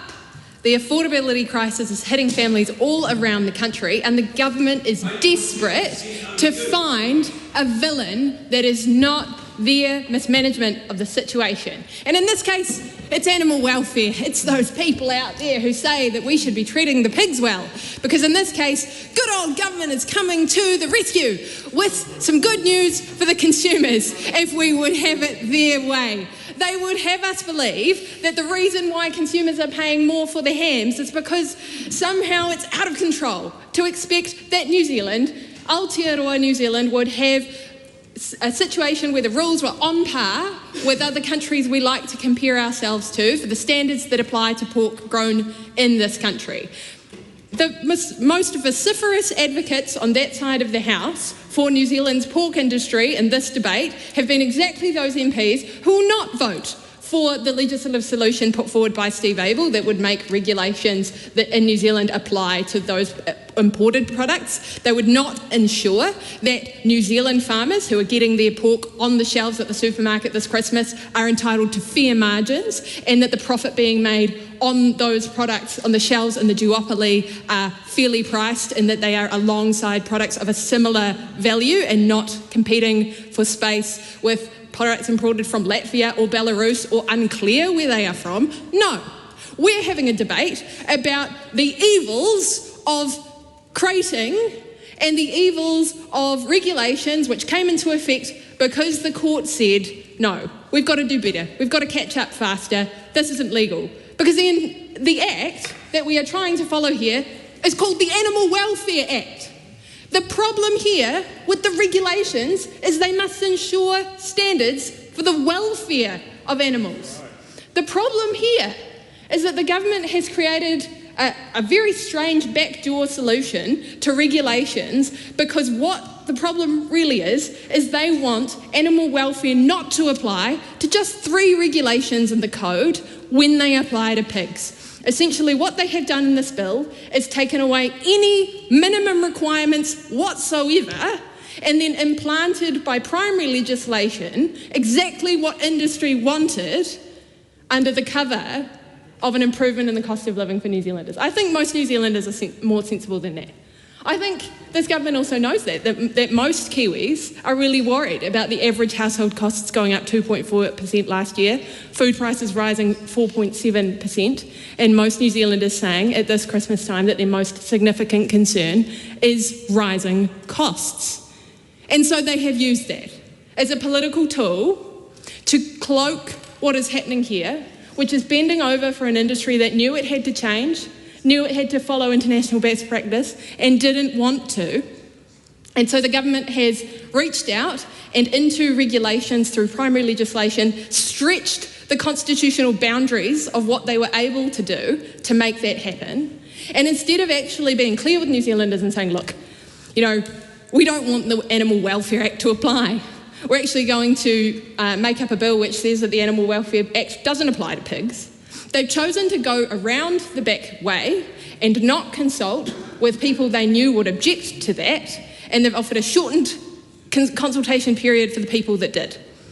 And now we are faced with a situation in New Zealand where we are going backwards once again, and where the people being blamed for the rising cost of living and the rising cost of the ham on the Christmas table are the wrong people, because New Zealanders should look over there and see a government that will not address the underlying problem here, that the duopoly was found to be making $1 million in excess profits per day.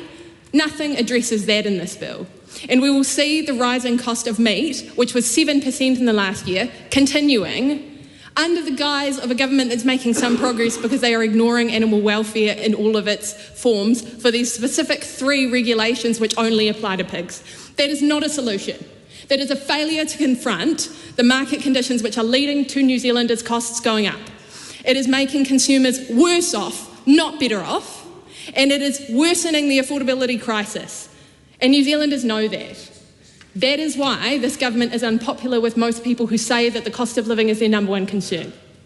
New Zealanders will not fall for this. This is not a good solution. It will not endure, and Labour will fix this when we are back in. David McLeod.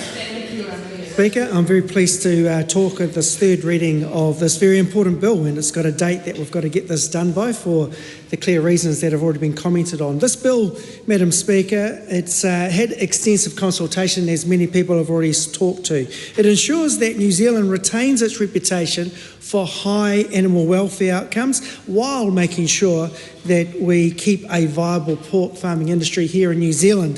The bill is well balanced on a number of different matters, and I commend the bill to the House. Honourable Damien O'Connor. Thank you, Madam Speaker. Sorry, I was a little slow there. Madam Speaker, this bill is a bit of a lost opportunity, and the Minister in her seat exposed the reasons why this government fails to take up those opportunities. He said that market signals should determine what the pork industry should do. why not for once get ahead of the market signals and be out front and create a product that the world wants?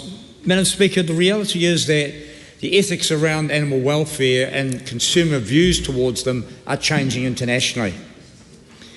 We can be criticised a little, I guess, for not having sorted this out, because what we did, following the court action that deemed the regulations to be illegal under the Act, we actually gave the industry some time to transition, and that was this month. Unfortunately, the industry sought to reverse that direction of travel, talk to the coalition government, and actually kicked us down the road for another 10 years, which is effectively what we are doing here. Madam Speaker, the pork industry, as was pointed out before by the Honourable Mark Patterson, has shrunk considerably. In fact, 45% of the industry now is outdoor. Can I say that my experience as a young 7 or 8-year-old was going from the cow shed to the pig shed to feed out the skim milk while we took the butter or the cream to the butter factory. Madam Speaker, I grew up with pigs, with a system of raising pigs in plenty of space. They were indoors, but not in the confinement that we see today. The pork industry and the pig industry has changed dramatically. The intensification, the systems that we take from offshore places like Denmark, where I've seen the very intensive systems that they need to produce protein, have been brought onshore to here. And we have within the industry a tension between the outdoor systems and the indoor systems. And the indoor systems are increasingly being deemed as unethical and not supportive of what people expect of animal welfare systems for animals across the globe. We're a country that relies on good management of animals for our wealth and for our well-being. We must try to do the very best we can using the knowledge that we learn.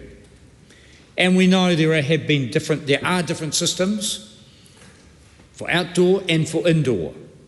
And the Minister has made some adjustments, kicked down the road for another 10 years, to what he says or thinks will be the market signals for good animal welfare systems. Well, I'd suggest that by the time this government's transition out to 2035 comes into place, actually the demand for that kind of pork will have shrunk dramatically, because I think the world is moving to scrutinise the systems of food production.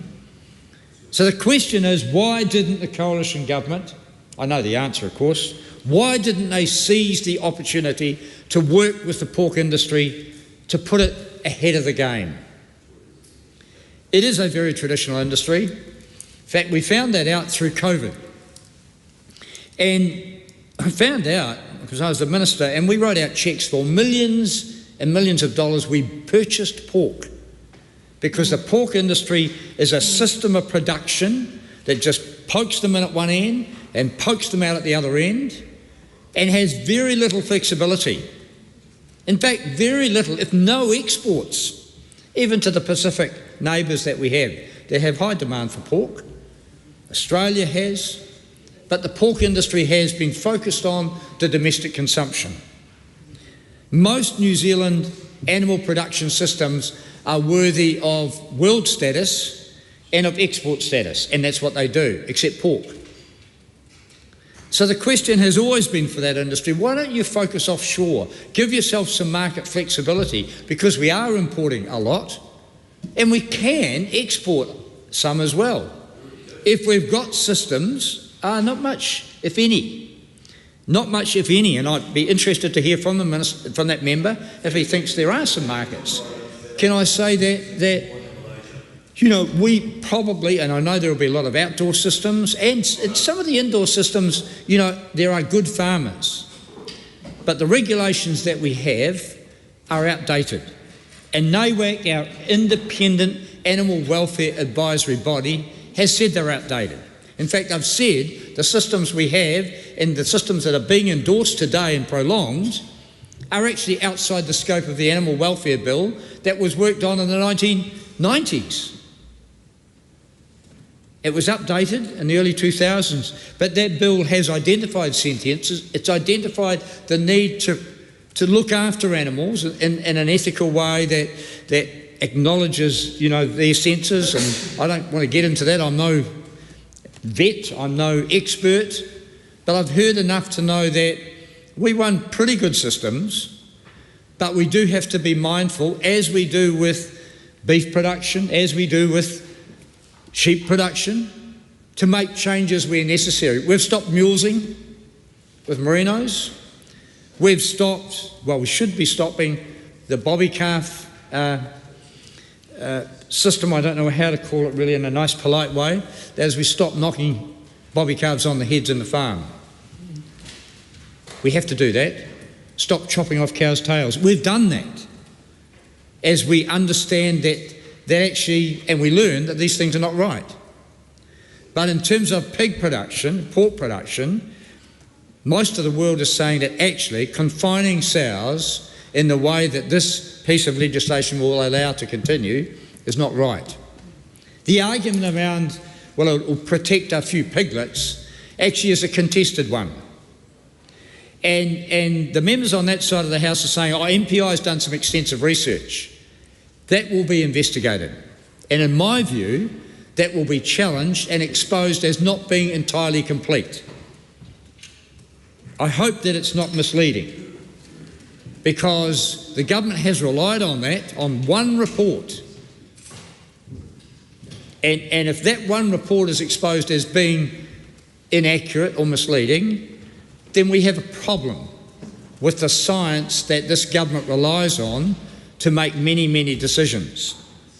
That's another issue, and I think time will expose that as being either of value or not to this whole debate.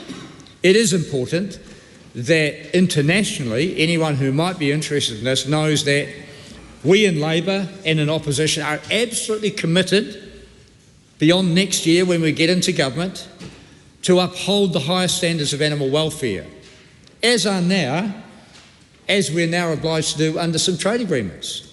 But it's not just those trade agreements. We do it because it's the right thing to do. And as a country dependent, as I've said before, on the utilisation, the ethical utilisation of animals for our wealth creation, we will continue to do our best, believe me, in spite of what might be temporary interruptions or lost opportunities, as this bill is, to try and move us ahead of the game. Because I would be supportive, and as a former trade minister, of the ability for us to put in place standards, as is allowed in trade agreements, carefully, to put in place standards that ensure that if we open the door to consumption of pork in this country and we set a standard for how that's produced, we don't make choices or single out any countries or any trading partners, but we say that's the standard. We're allowed to do that. But actually, this is a lost opportunity to do that, because we won't be at the head of the game. We won't be at the head of the game, and that, unfortunately, is a lost opportunity. Madam Speaker, this has been a bit of a torrid process. It is a highly emotional process, but if the government thinks this is unusual, any piece of legislation regarding animals as we move forward over time will be highly emotional. That's the reality. Over 8,000 submissions in a very short space of time on this one bill alone. That's an indication of the importance that as governments we get this right into the future. This is a lost opportunity. It won't, unfortunately, offer the certainty to the pork industry that they need, and for that I apologise. Maybe it could have been sorted. There was always going to be a transition, always a cost, but if that cost is seen as wise investment over time, then that's smart. So, Madam Speaker, we can't support the bill because it is a lost opportunity. We will work with the industry once we're back in government to ensure that they have a future. Suze Redmayne. National backs our farmers 100%. And pork farmers are like all farmers across the country, the backbone of New Zealand. They just want to be able to get on and do what they do best, and that is farm. Madam Speaker, this bill enhances welfare outcomes for pigs, gives farmers the confidence to invest and the certainty they need to do what they do best, and that is farm. Carlos Chan. I just want to say thank you to all the farmers in New Zealand. I commend this bill to the House. The question is that the motion be agreed to. Those of that opinion will say aye. Aye. To the contrary, no. The ayes have it. Party vote has been called for, please, Clerk. New Zealand National. 49 votes in favour. New Zealand Labour. 34 votes opposed. Green Party of Aotearoa, New Zealand. 15 votes opposed. ACT New Zealand. 11 votes in favour. New Zealand First. 8 votes in favour. Te Pāti Māori. 4 votes opposed. Takuta Ferris. 1 vote opposed. Mariamino Kapakingi. 1 vote opposed.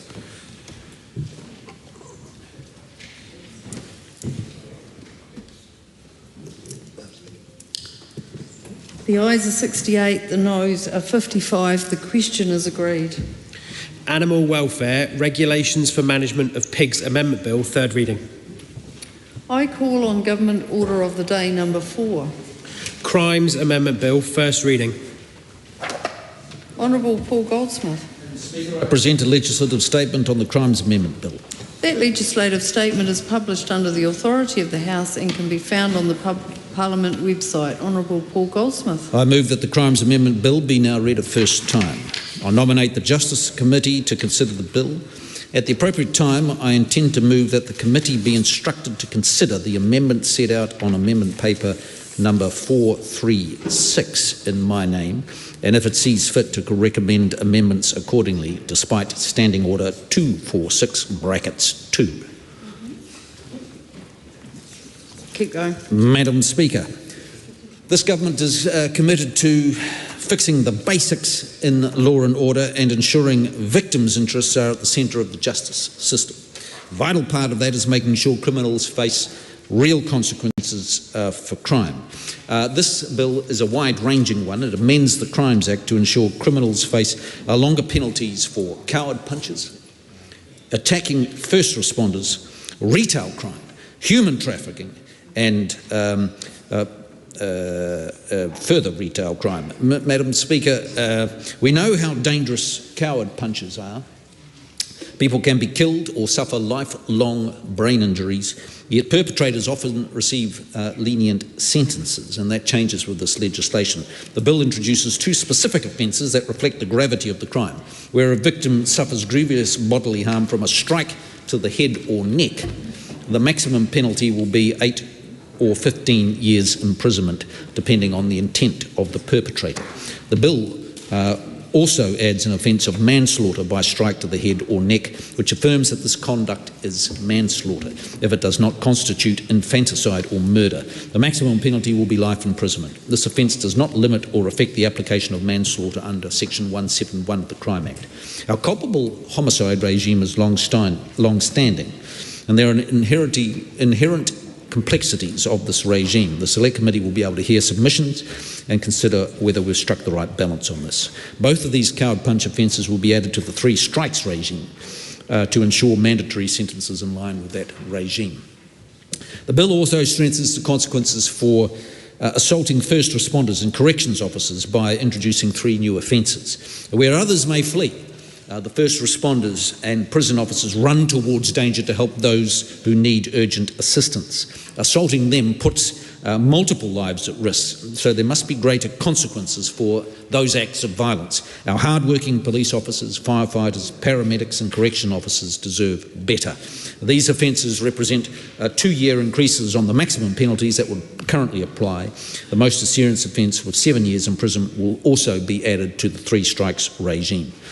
These new offences will apply whether they're on duty or not, and whether they're responding to emergencies at the time or not.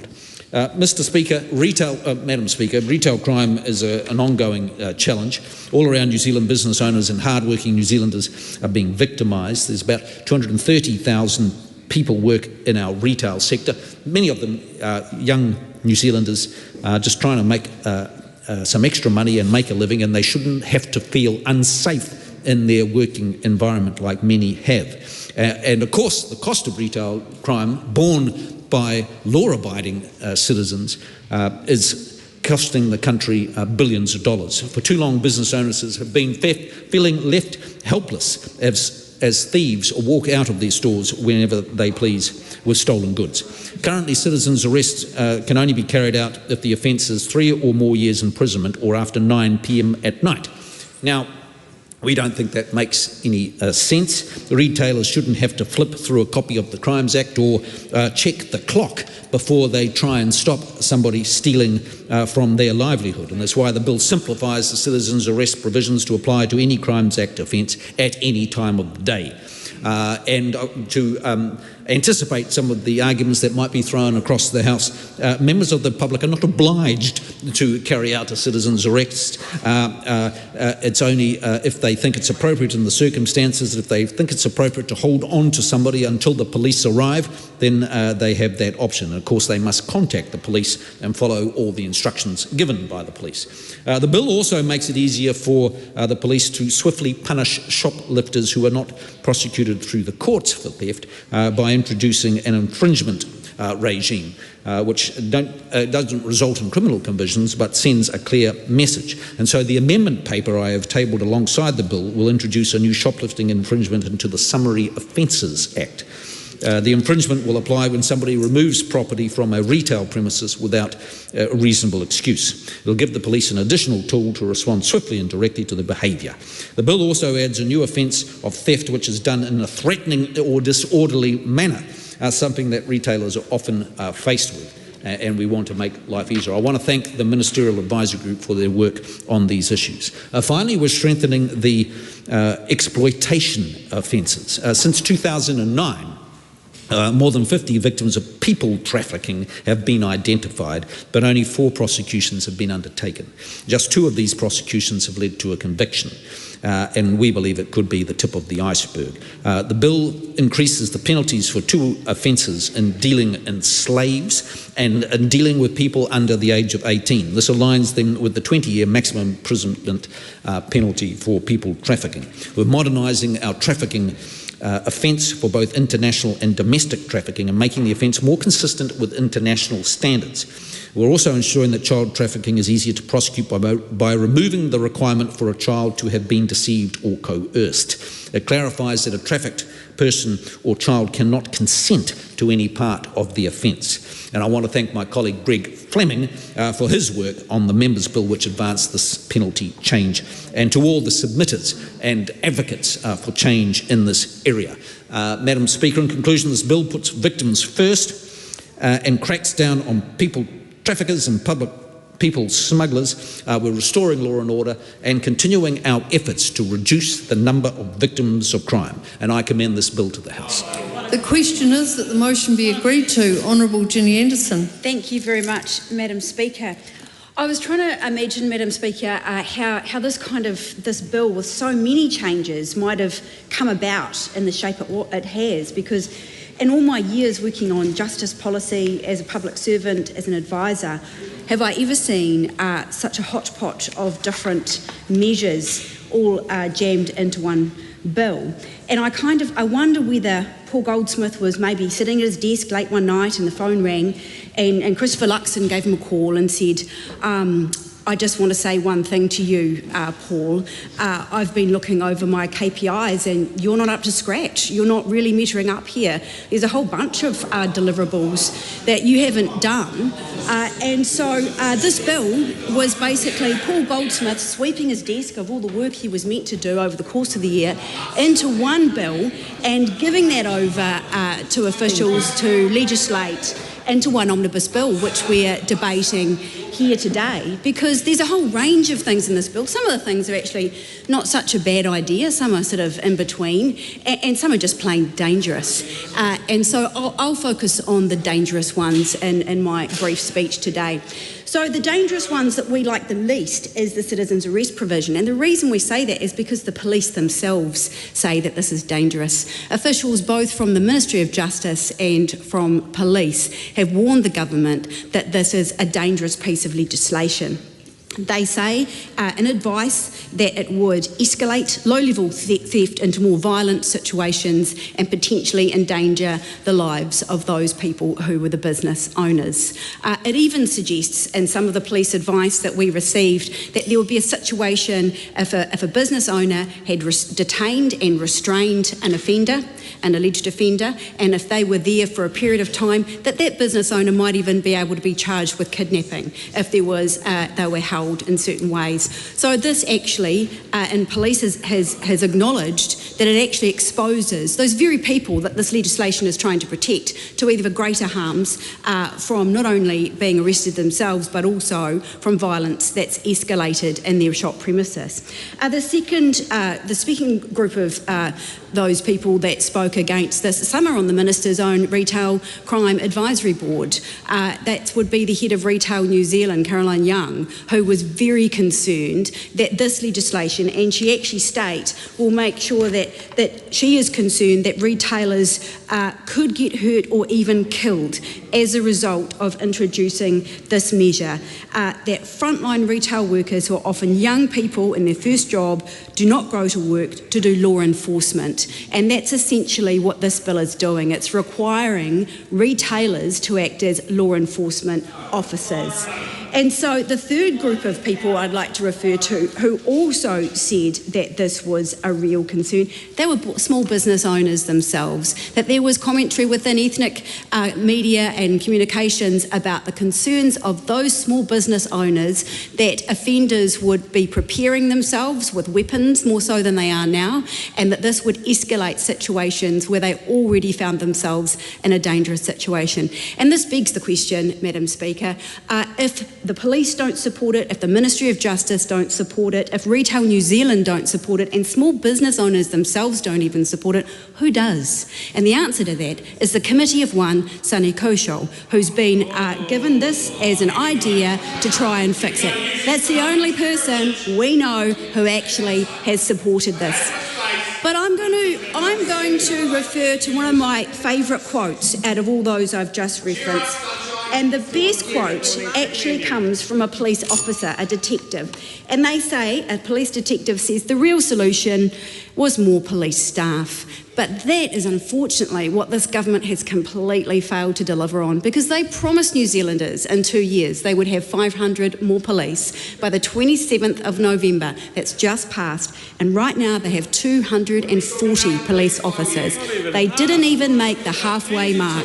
So the real solution to this problem that's been addressed is by having our frontline resourced and having enough police officers to respond to crime. Because what is going to happen is there will be retailers calling the police who are restraining someone, and there won't be someone there to come out and attend the job, and that is the real problem. We look forward to the Select Committee. We invite New Zealanders to all come and submit on Christmas stocking number 1 of a grab bag of focus group records that have been put together in this Christmas selection by Paul Goldsmith, to submit your ideas on the variety of different ideas. Dr. Lawrence Yunnan.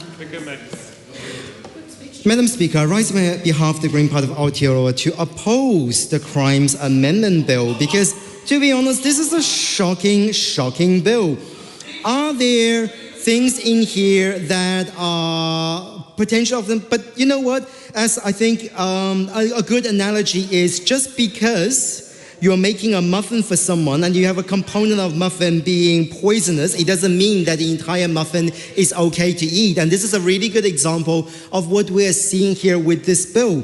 There are some good components to this bill, for sure. However, I want to focus my attention and my contribution on the things that are more concerning. And I think the first thing kind of goes without saying, that the retail crime aspect of this, again, I do believe that the inclusion of more and more into the smorgasbord of a bill is very much an indication that either the government wants to rush things further along and make things look like they're tying more things into one bill to try and get as many things over the line as possible before they're kicked out of government, or it's simply the fact that the bill itself just, they want to package some nice things in here just so then they can say that, well, look, other political parties decided to vote against this by having this really horrendous aspect of the retail crimes in this as sort of the main focus of this bill. But you know what? We're gonna chuck some other stuff in here as well.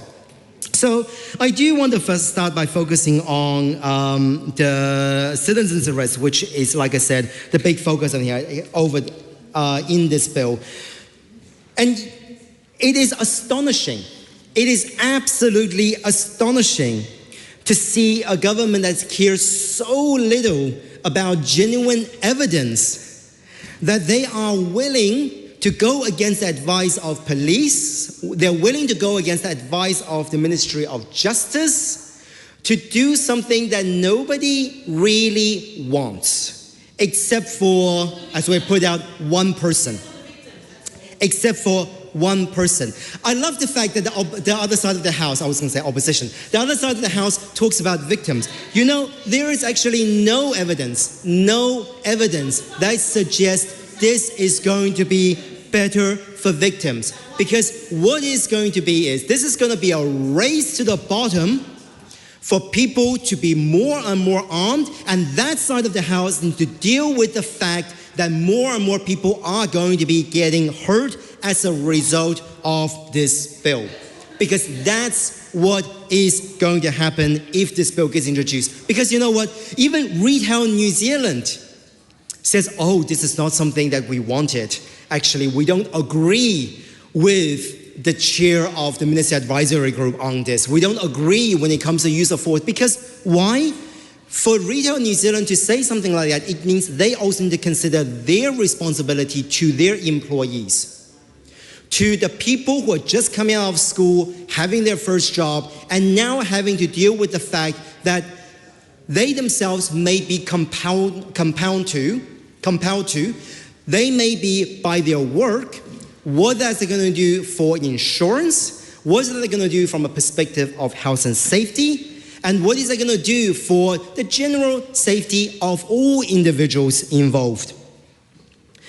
With something like this, the other really astonishing thing is and we are more than happy to tease it out in the Select Committee, the really astonishing thing about this bill, and particularly about citizens' arrest, is that there is no safeguard, no provision for children. There is nothing in this bill that says that person, at least now that I can see, has to be over a certain age. So what this government has done is introduce a bill that allows for the use of force on children. Let that sink in. That's what this bill has the potential to do.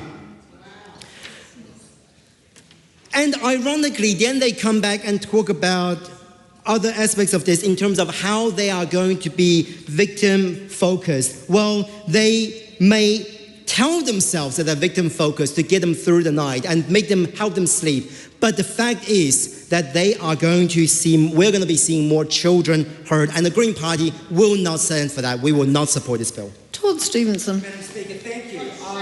Rise in support of the Crimes Amendment Bill. Thank you. It's been 2 years and the opposition still don't get it. They didn't listen to New Zealanders. They didn't hear what people's concerns were in the community. And again, they're not listening to New Zealanders and learning the lesson. The Honourable Ginny Anderson tried to grade the great Justice Minister Paul Goldsmith. He's actually doing an excellent job, supported by Minister McKee. We've got the amazing police team. I see Minister Costello supporting Minister Mitchell, and we're actually making a difference. New Zealanders can just go on to the website and actually see what we're doing on our targets, and we can actually read target number 4, reducing violent crime. What do we think that's doing, people? Well, it's on track. There has been a reduction of 38,000 people facing violent crime. I would call that a success, and Minister Goldsmith can hold his head high.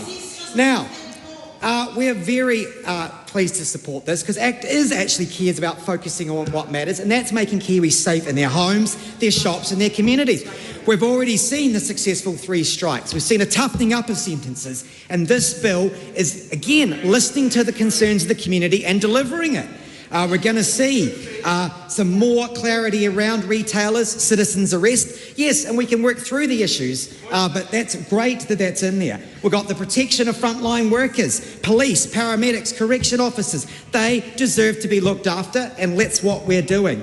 Coward punches, been a real concern in our community. Again, we're going to have a look at that area. There might be some more work to do around maybe minimum sentences and making sure that that coward punch law is actually effective. But we're going to do that in the Justice Select Committee because that's what we do. These reforms are necessary, and particularly around the ones for human trafficking and also making sure that vulnerable children are looked after. So look, very proud to support this on a government that's actually listened and getting on with dealing with crime. Honourable Casey Costello. Madam Speaker, I rise on behalf of New Zealand First to speak on behalf of the Crimes Amendment Bill.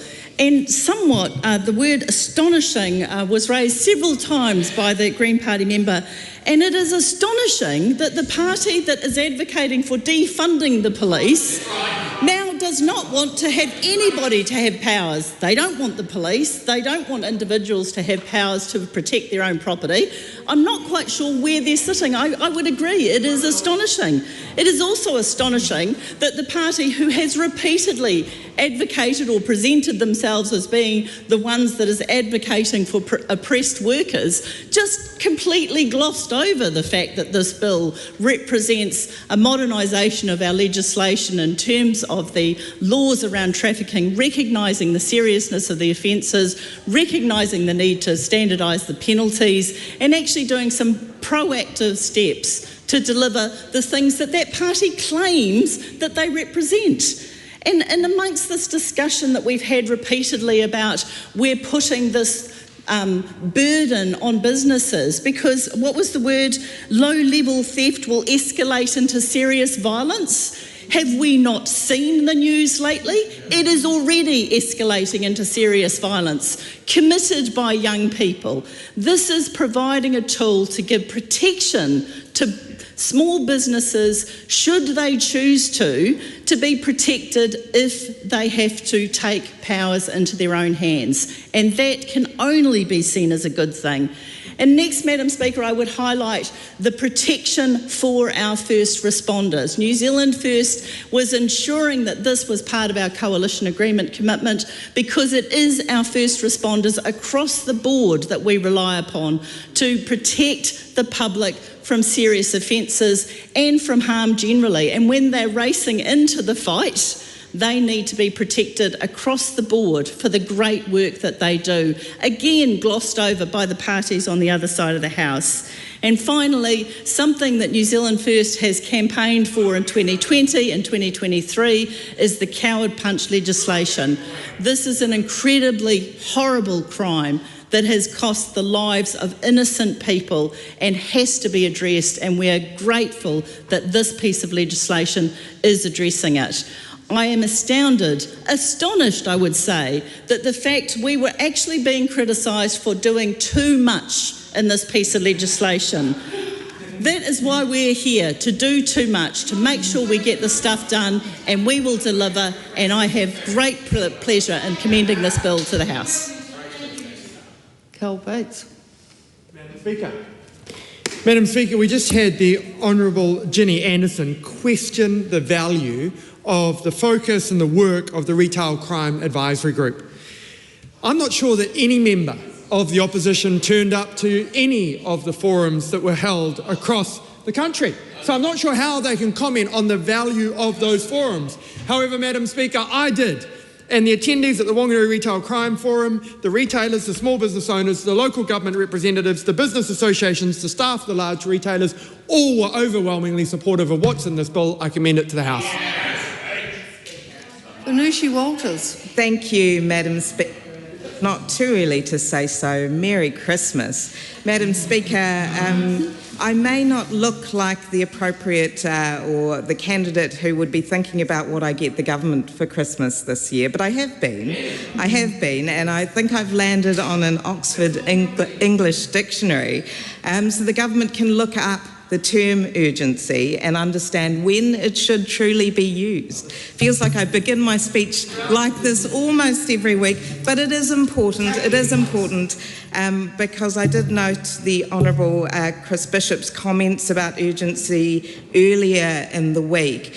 And so I went to the lovely people at the Parliamentary Library to let me know how many hours under this government we've been under urgency compared to how many hours under the previous government we've been under urgency. And just for the information of the public, 30.4% of parliamentary hours to date under this Parliament have been under the use of urgency. Yep, just 15 points. This is a bill that's being heard under urgency. 15.7 hours in the previous Parliament. That is almost double. That's extraordinary. So I will continue to remind government members that urgency is for actual urgent things. Now, my colleague Ginny Anderson did speak about the patchwork bill. The complaint is not so much about getting a lot done. It's about putting very different things into one bill. The reason it's a problem is because any government should be striving for cross-party agreement. And when you put in a set of things that are extremely controversial, with a set of things that parties can agree to, you essentially set the House up for an improper process. That is the complaint. And I'll speak about the last-minute amendment later, but it is a problem. I just wanted to highlight two issues with the Section 7 vet, or it's actually legal advice because the bill was deemed to be consistent with the Bill of Rights Act at the time that it was reviewed, and noting that changes have been made.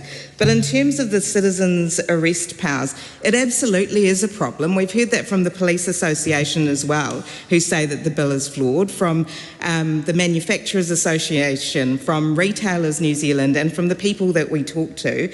But what I was troubled by was the very light analysis of that power in the legal advice. I'll read it out to you. It says just this: the bill does limit freedom of expression in the new requirement for citizens who make arrests to contact the police, and that compels speech. However, this is readily justifiable under Section 5 of NZ BORA, and therefore not inconsistent with NZ BORA. That is it. That is not analysis, is one point. The second point is that it doesn't look at the fact that this bill empowers citizens, the public, to essentially perform a public function.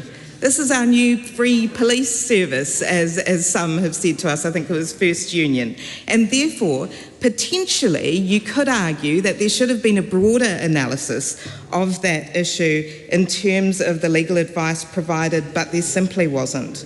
And also in terms of the attack to head or neck, the analysis says that it doesn't directly touch on a BORA issue. However, the bill would have the effect of adding the new offence responding to strikes to the head or neck to the list of qualifying offences in respect of which extended supervision orders can be made under the Parole Act. And you're all at this stage saying, aha, especially Justice Committee members, because we've had a declaration of inconsistency come to the committee on this issue. So if there are offences, if there are powers being added that would, in effect, extend the impact of this, then yes, it does have a direct impact. So there's absolutely a lot to unpack at Select Committee, and I look forward to hearing from a number of submitters who have already expressed the fact that they have concerns about these two parts of the bill, but I do look forward to them bringing their concerns directly to the government members, who I hope will be listening at that stage to some very serious rights-based concerns that they will no doubt raise. Thank you. Rima Narkley. Madam Speaker, what saddens me to my core is that we're having philosophical conversations across the House about the use of urgency. There's urgency for victims, Madam Speaker, and that's the reason why this bill is what it is, and that's the reason why we're talking about it in urgency, because to us, the rights of victims and protecting them is absolutely urgent. I commend this bill to the House. Helen White. Thank you. I'm going to pick the challenge up there and talk about victims, because I'm quite concerned about how many victims will come out of a piece of legislation that actually puts shopkeepers in serious danger. And I want to tell one story from my electorate, and it is absolutely true. I went in to talk to a guy who runs a liquor store in my area. He had someone come into his store and take things, and it was incredibly frightening. And he is expected to make a citizen's arrest. I think that would be crazy, and we discussed it, and he thought it would be absolutely crazy for him to do it. He lives in that store and his family live upstairs, and there will be blood on the hands of this government if it allows that process to be the one that is a choice for people. Because actually, even if you arrest someone in that situation, you've got to hold them there until the police get there. And guess what? We haven't got enough police to get there at the moment, because we're actually not even getting the police promised by this government. We're not even getting the officers on the ground. So who's going to come and sort out the situation? It is a very dangerous little pathway that this government's going down. However, I want to throw a Christmas bouquet into my debate here, because I am very pleased to see the changes in terms of trafficking. Those are really good changes. Now, the devil will be in the detail. I've talked to a group called ECPAT who did a really good report on this area, and they are looking at what is going on, and it will be very important that we listen to people like that who are expert in this area. But so far, it is a very important change we're going to see happen, because what we're going to have is a definition of trafficking, and we're going to have children treated as children in that situation, and we might see more prosecutions under this piece of law, and stopping behaviour that is coercive and power-based. And that's a really important thing. It needed its own piece of legislation, in my opinion, because it's a really important piece of work, and it would have meant that probably the Greens would have voted with the government on this one if it had been separated out, because it is extremely important, and I'm pretty sure there's consensus around the House about this piece of work. This is an important piece of work. I am pleased to see it here. I look forward to being able to debate it further. I think it is incredibly important when we start to take away the idea of consent when we're looking at children like that. I went to the ECPAT look at this. They had done a report, and I went to the ECPAT launch, and they were talking. There were people there who'd been through the process of being exploited as children, and they were talking about this phrase. It was called a box for a box. And it was a phrase where people were being given a box of alcohol for their sexual use, basically. It was utterly exploitative. But people who are doing that sort of thing in this country are not being held to account in the way that they should be. And they weren't being prosecuted before because it was too hard. And hopefully they will be prosecuted under this law. What it will mean if they are prosecuted under this law is we start to see the problem and how widespread it is. Because it's no longer a definition of trafficking that's all about people being brought into the country. Yes, that happens, but it's also a definition that's broader. It's about that exploitative factor. It is about the abuse of power. And so it is incredibly important that we start to prosecute so we can see the problem for what it is. And presently, there are just very few. It's very, very rare to prosecute under the law as it is. So that's my bouquet for today. But I want to return to the issue of citizen's arrest. That itself is a very, very difficult thing. It's already existed in some forms, but it's a very difficult process to work through, and it's not being given enough time and attention. And it may have consequences for people like my liquor store owner. I know, having had that conversation with him, he won't be going near it with a barge pole. He'll be doing the right thing and staying out of the way in that situation so he doesn't get hurt. But others might not be as wise as him, and they're being encouraged by this government to take their lives in their hands and the lives of their children in their hands. And that is absolutely not acceptable. Thank you. Thank you very much, Madam Speaker. What an absolute disgrace it is to see members on the other side who are completely soft on crime. Have they not learned anything in their 2 years in opposition that actually this is a country and a government that is focused on putting victims first? And the speeches they've presented have been weak, they have been soft, and it demonstrates in the lack of contributions they've actually made to this debate, Madam Speaker. This is a good thing because it puts victims first. I commend it to the House. The question is that the motion be... Oh, is that a point of order? I was seeking the call, Madam Speaker. Oh, it's a first, it's a first reading, yeah. The question is talk that about crime. Motion be agreed to. Those of that opinion will please say aye. Aye. To the contrary, no. The ayes have it. A party vote, please, Madam Clerk. New Zealand National. 49 votes in favour. New Zealand Labour. 34 votes in favour. Green Party of Aotearoa, New Zealand. 15 votes opposed. ACT New Zealand. New Zealand First. 8 votes in favour. Te Pāti Māori. 4 votes opposed. Takuta Ferris. 1 vote opposed. Māori Mino Kapakingi. 1 vote opposed.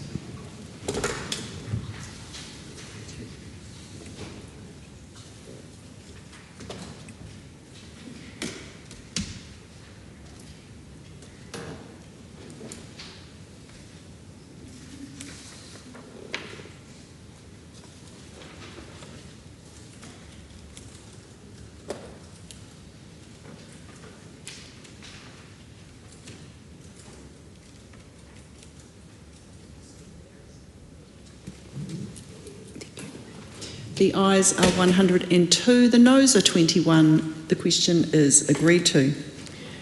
Crimes Amendment Bill, first reading. One more. The question is that the Crimes Amendment Bill be considered by the Justice Committee. Those of that opinion will please say aye. Aye. To the contrary, no. The ayes have it. Madam Speaker, The Honourable Paul Goldsmith. I move that the Select Committee's powers be extended under Standing Order 2981 to consider the amendments set out in AP number 436 in my name, and if it sees fit to recommend amendments accordingly.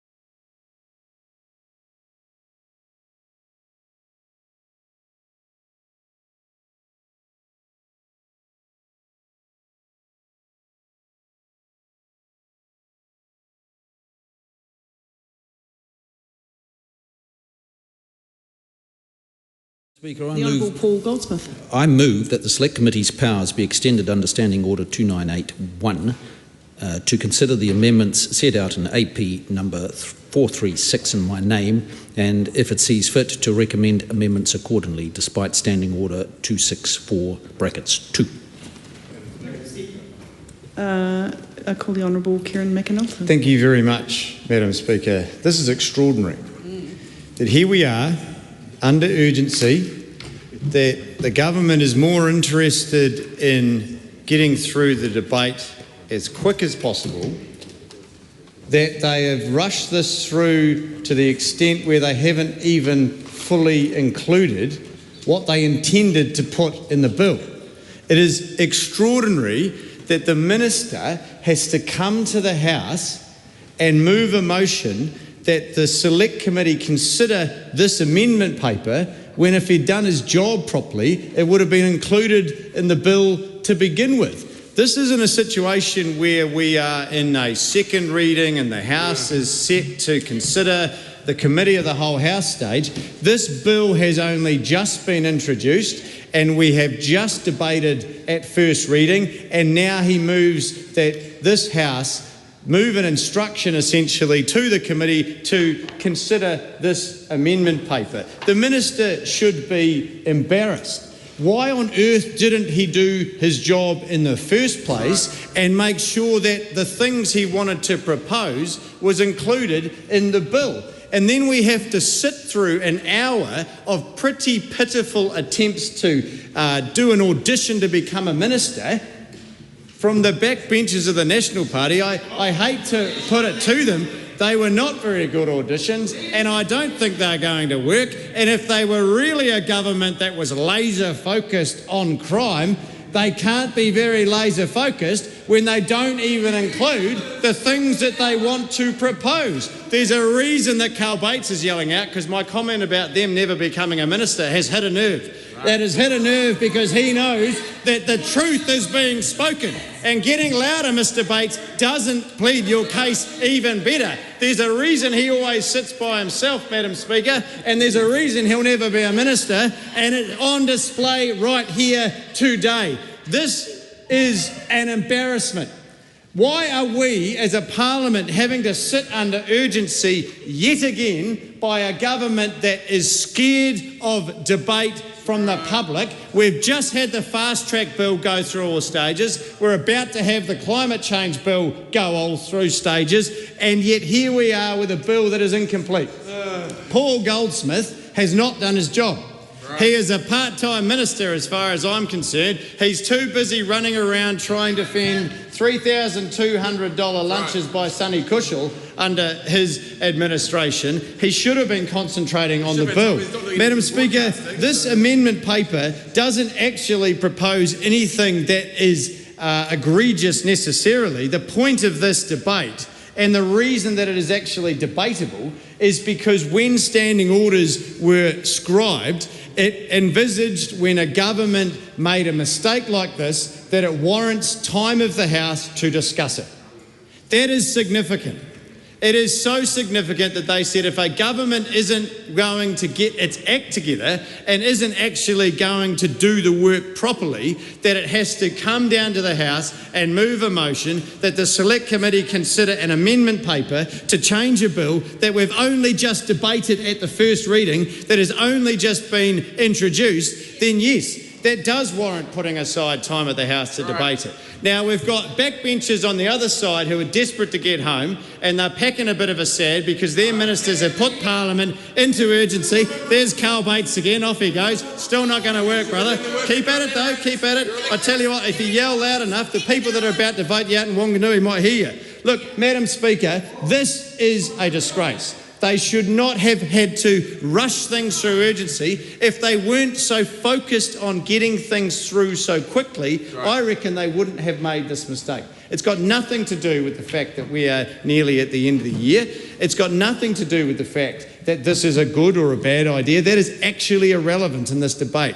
This debate is pure and simple about why are we having to put aside Parliament's time to fix up Paul Goldsmith's mistake. Why didn't he just have this sorted to begin with? If they had the ducks in a row, we would have been able to debate the substance of this. Now, just to prove the point that this is a monumental muck-up, Paul Goldsmith put out a PR today celebrating the passage of the first reading of this bill, which included this. He didn't even know that this wasn't included. And today, during question time, when he was facing a patsy from one of his mates, he talked about this as one of the benefits of the bill. Well, it's not even in the bill, and it won't be until Parliament agrees to this motion. He got ahead of himself yet again, and I reckon it's because they didn't even know.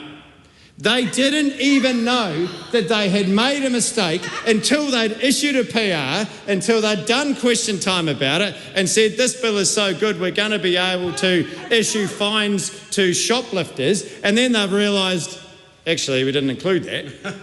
We're going to have to move a motion in the House so that the Select Committee can debate this. This is an embarrassing moment for Paul Goldsmith, and I hope it gets covered by the media because he should front up to this. Why are they putting Parliament through urgency when they haven't even got their act together and they haven't even got their ducks in a row? He's already done it. Sit down, amateur. Sit down, mate. You had your chance.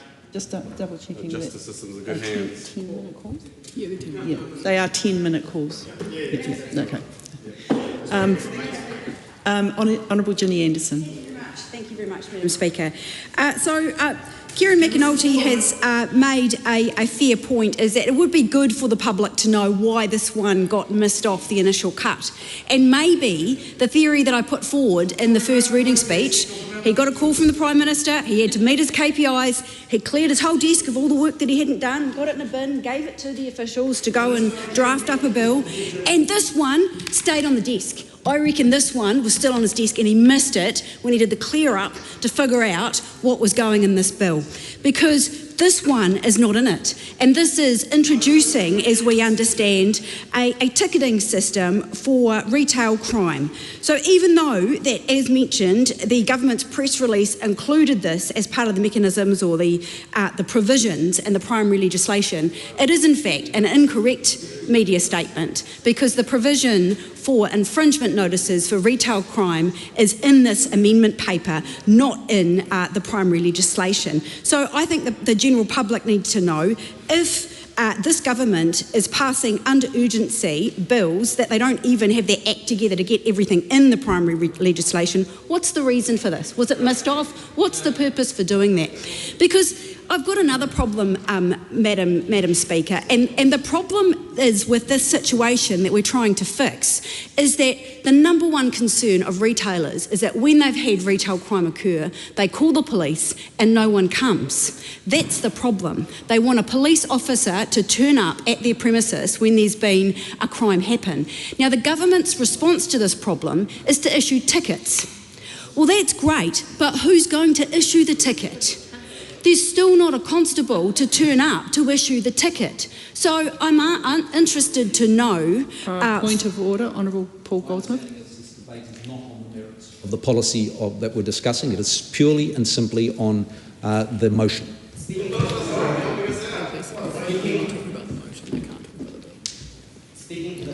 I've just taken some advice and the Minister is correct. So it's very just constrained to the motion. So just on the motion. Speaking to the point of order, Lawrence Sunan.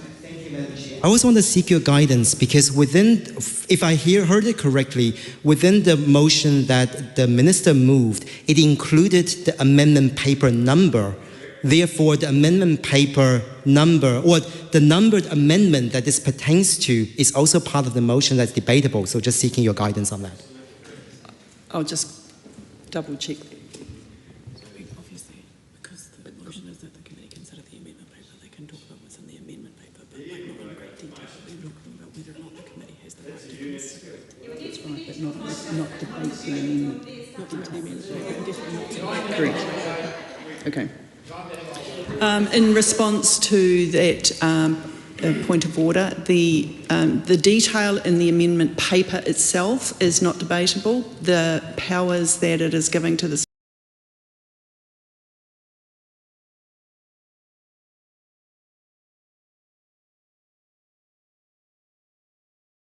Select Committee to make recommendations or consider the amendment paper is the purpose of this debate.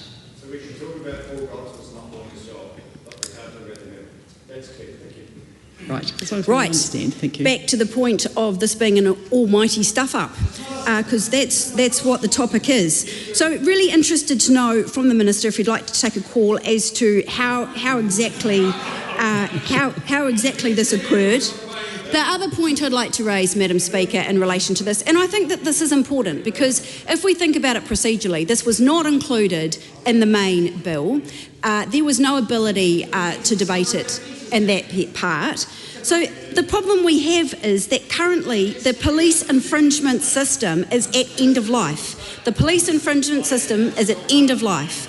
There is no further capacity to issue tickets. And so this movement kicks out the implementation date by 6 months. That's what's going on in this here. It kicks it out by 6 months or by order in council. So we'll do it when we feel like it or when 6 months kicks in. And the reason for this is that police are busily building the system without funding to make this happen. That's the real reason we're here, Madam Speaker, is that there is currently no capacity in the police system to issue additional infringement notices. I suspect the Minister has been informed of this late in the piece. He's figured out that the current police system can't handle additional workload. And so this bill is kicking the implementation date down the line while people busily try and build an electronic system that can use not the manual I'm just going to system. interrupt the member there. I was waiting on you to come back to the debatable And point. so this is an astronomical stuff up on the side of the government because there's no system in place to deliver what they're promising in the amendment bill. Lawrence Sunan. Thank you, Madam Speaker. I move that the motion be amended to insert and Standing Orders 2951B after Standing Orders 2642. Madam Speaker, I do want to speak to the referral motion, the referral motion specifically. Now, the previous speaker, the Honourable Ginny Anderson, is absolutely correct in the sense of the potential fishhook that this motion will bring, because what the Standing Orders 264, thank you to the previous two speakers for buying me some time to actually look at the Standing Orders and what it entails. So Standing Orders 2642, if I heard it correctly, is basically what the Minister is doing is waiving a bill that may make consequential amendments to a number of acts affected by its provisions. Now, the reason I'm assuming that the Minister has brought this to the House's attention and requires a debatable motion on this is because of the fact that the principal bill itself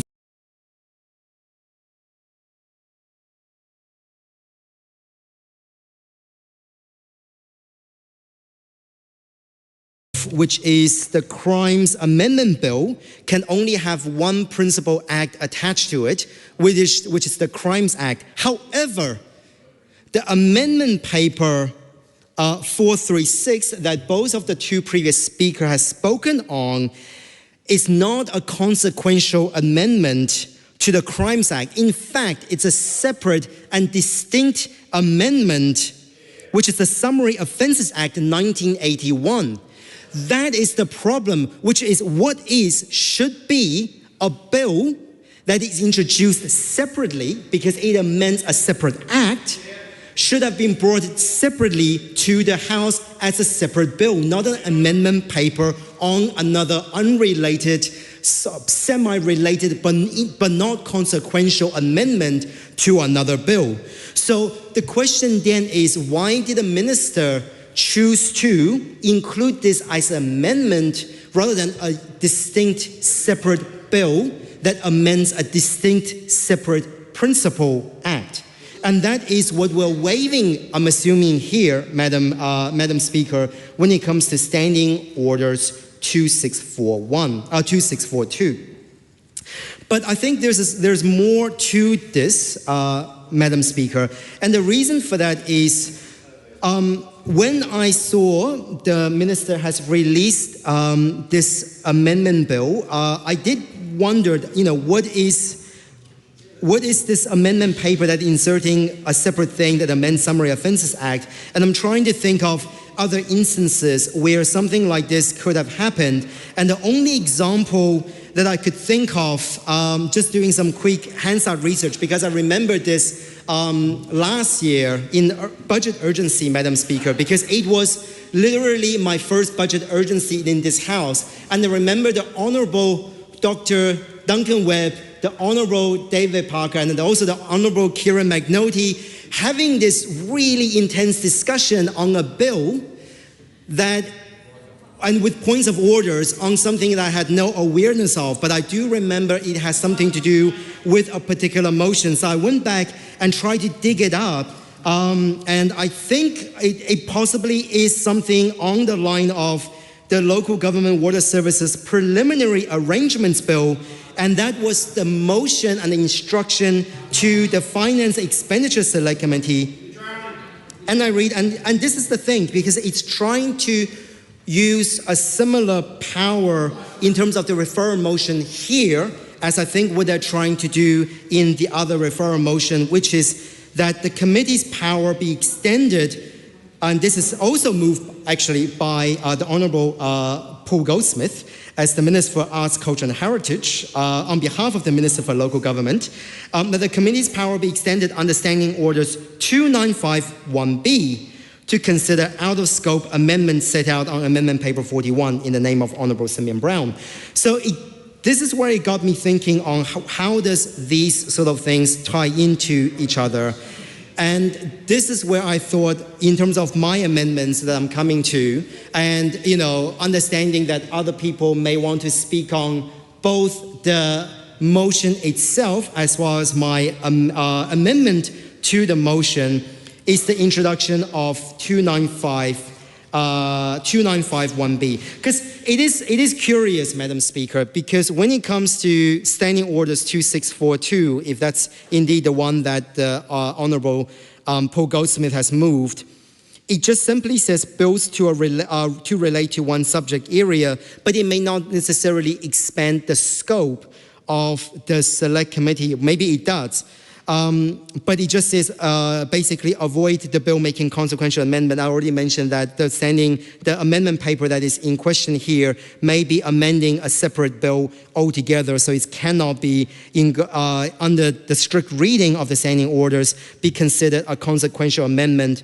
But going back to the other one that we were considering, 2951B, it is in terms of the speech of member moving first reading. And this says the member moving the bill's first reading must, on commencement of the member's speech, if it is proposed 1B, if it is proposed to move for any special powers or instructions in respect of the committee's consideration of the bill, indicate the terms of that proposed motion.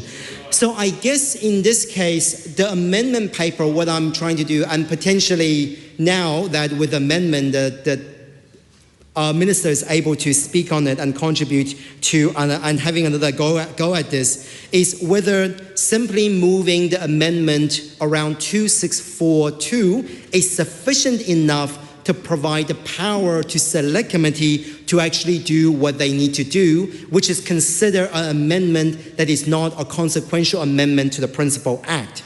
However, with my amendment of 2951B, it does potentially specify the required special power that is needed and explicitly states in respects to the committee's consideration of the bill, indicating the terms of the proposed motion, which is the consideration of this amendment, which is amendment paper 436. So I do want to check with the minister. Now the minister can have another go at speaking on this, and whether the 260, will he? That's an excellent question. Will the minister consider taking a call and address some of these broader concerns of this? And we love the fact that we're talking about standing orders. This is my jam. I love anything constitutional, I love everything standing orders related. But I do want to know if just simply the motion that the minister moved is sufficient to allow for that power. So I do want to check if the minister is willing to take another call and address the amendment paper that I raised in terms of 2951B. And I'll also be interested to hear in terms of other people's thoughts on that potential amendment and in terms of the dichotomy that we have created and the power that is granted. Because again, this is a very interesting and peculiar parliamentary power that we're looking at here, for a select committee to be granted the additional ability to consider two different, technically not two different subject matters. I want to clarify that, because I do think that if we want to consider two subject matters, the minister, I'm assuming, will also have to move an amendment that waives 2641, which is, except for any, as otherwise permitted by the standing orders, a bill must relate to one subject area only. I'm assuming because the referral motion, as far as I could hear, doesn't actually exempt the House or the Select Committee under 2641. We're still considering this bill under one subject matter. It is simply the consequential amendment portion. But again, I will be interested to know, why has there been a separate thing that has been introduced that couldn't be introduced as a separate bill altogether? Why does it have to be tied into the Crimes Amendment Bill? And whether those two things are indeed considered as two separate subject matter, and whether we should really consider an amendment that also include 2641, because that potentially expands it out even further. So I am interested in what other members think of both the waiving of 2642, but also my amendment, which I will hand over to the clerk shortly, of the inclusion of the Standing Orders 2951B. Vanushi Walters. Thank you, Madam Speaker. Well, as colleagues have said, this is a little bit embarrassing. This is a little bit embarrassing. It's starting to feel like there might be a biscuit tin in the minister's office, and every now and then he just kind of puts his hand in there and picks out a random handful of ideas and chucks them all in one bill, and this time one's happened at late notice, but it looks like chaos. It really does look like chaos, and this is our justice policy. But I think what my concern is that really this bill being introduced at this stage under urgency really proves my point about the type of things that shouldn't be introduced under urgency.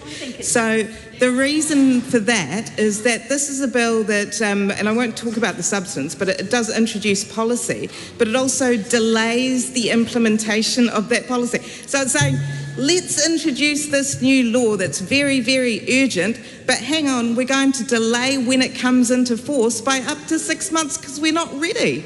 Now, come on, like that's extremely clear in terms of something that should not be introduced in urgency. And Madam Chair, what I'm speaking to is whether this amendment should be here at all, whether it's appropriate for it to be considered as a matter under urgency, which it clearly isn't. Now, Can I remind the member we are talking about the Select Committee's powers to consider this. The referral to Select Committee. So my view is that it shouldn't be referred to Select Committee under urgency, because that is the nature of how the bill is being proposed to be referred to Select Committee. But the issue of why we're here again and why the Minister needs to, feels that he needs to refer the bill to Select Committee, in my view, Madam Speaker, is a bigger issue for this House, and it is about the House's time. So while it is, in my view, embarrassing that this referral is having to happen, it's also indicative of a House who potentially has insufficient time to be able to consider what it needs to. So I'd like to speak to Madam Speaker what we should be doing, what a House should be doing, instead of referring this kind of tack-on to Select Committee to be considered, which I do think is not the proper process.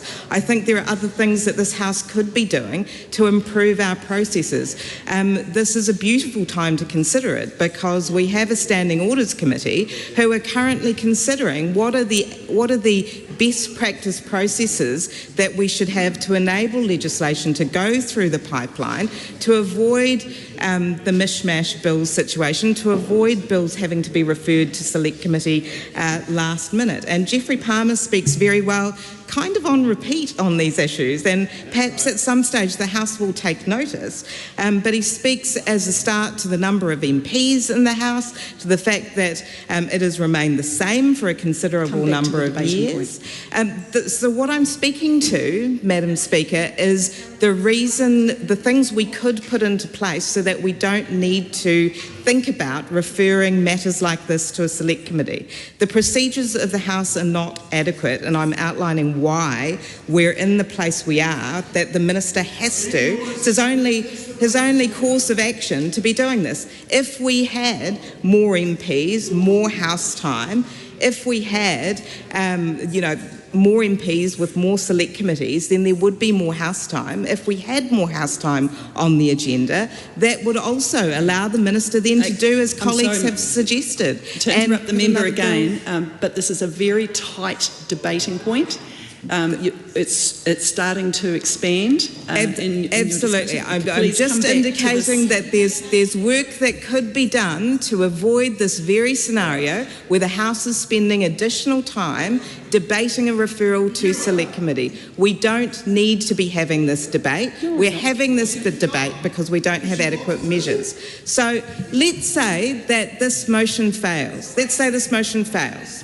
What are the Minister's options at that stage if he truly believes that this policy needs to get through the pipeline urgently? Well, it's not the end of the world if this motion fails, Madam Speaker, because the Minister could then talk to the Select Committee and suggest that they consider other issues as well. The Select Committee themselves can then make a decision, the Chair can make a decision, and then if there's a challenge from any parties, it would then go to the Speaker to make a decision as to whether that new issue was in scope or out of scope. So the Select Committee could actually consider other issues on their own vote and a Chair's decision that would allow them to consider this issue without this being referred to Select Committee. I believe it's happened before in Finance and Expenditure, so it's not entirely the end of this issue if this motion doesn't fail. I think that's important for the House to know before it goes to a vote on whether we should be referring it to Select Committee or not. But then, of course, it's ultimately up to the Speaker of the House to determine whether the issue is heard or not. And so I can understand why the Minister would want, for clarity's sake, to have the debate and the discussion at this end of things, as opposed to it continuing to be an embarrassment over the course of the coming 3 months, as perhaps a Select Committee, we have an excellent Select Committee Chair, as perhaps an excellent Select Committee says, well, no, we're not going to accept this because really the Minister should have been organised, should have put it in the original bill, and we will not use our powers to now look beyond the scope and make a referral to the Speaker that it be accepted. I can completely understand that of all the embarrassing options available to the Minister at this stage, this is probably the least embarrassing one.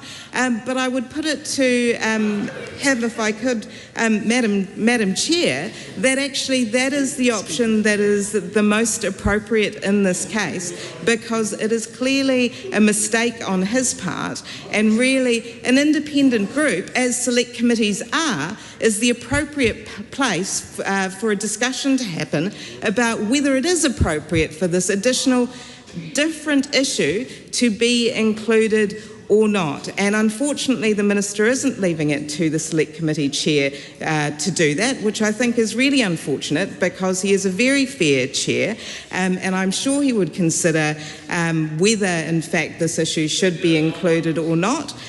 So I do think that that's a shame.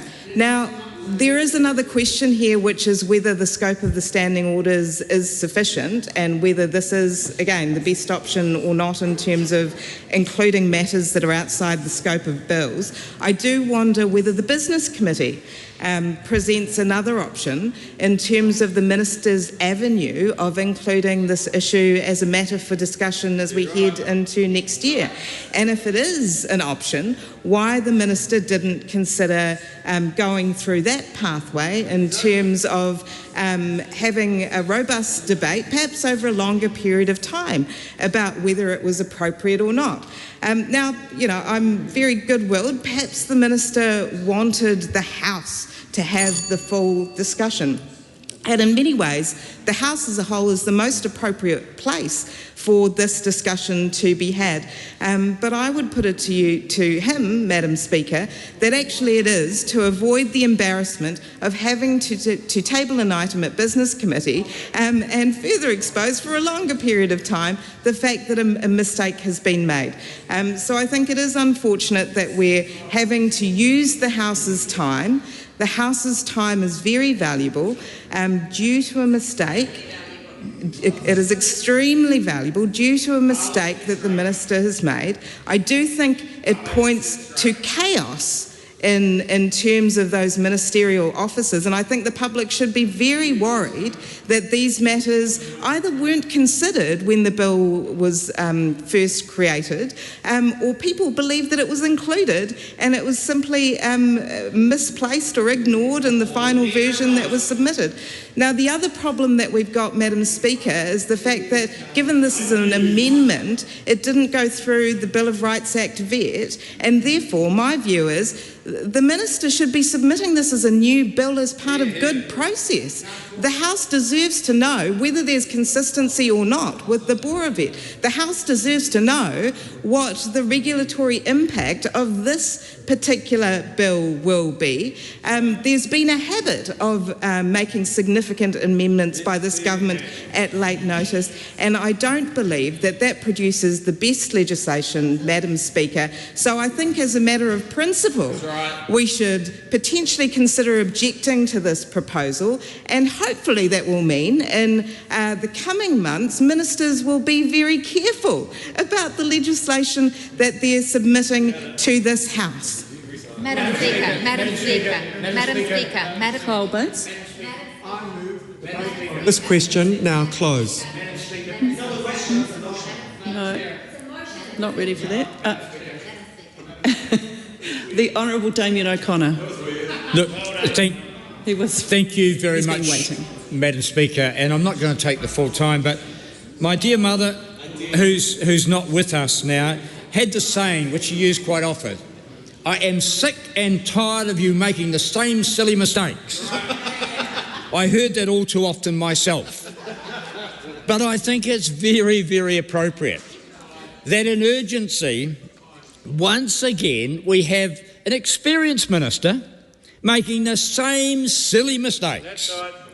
This government over the last 12 months has had more urgency, more desperate legislation than anyone else. And once again, at the 11th hour, when the poor people who might be out there watching TV and watching Parliament at the moment going, what the hell is going on? They're in urgency and nothing seems to be happening.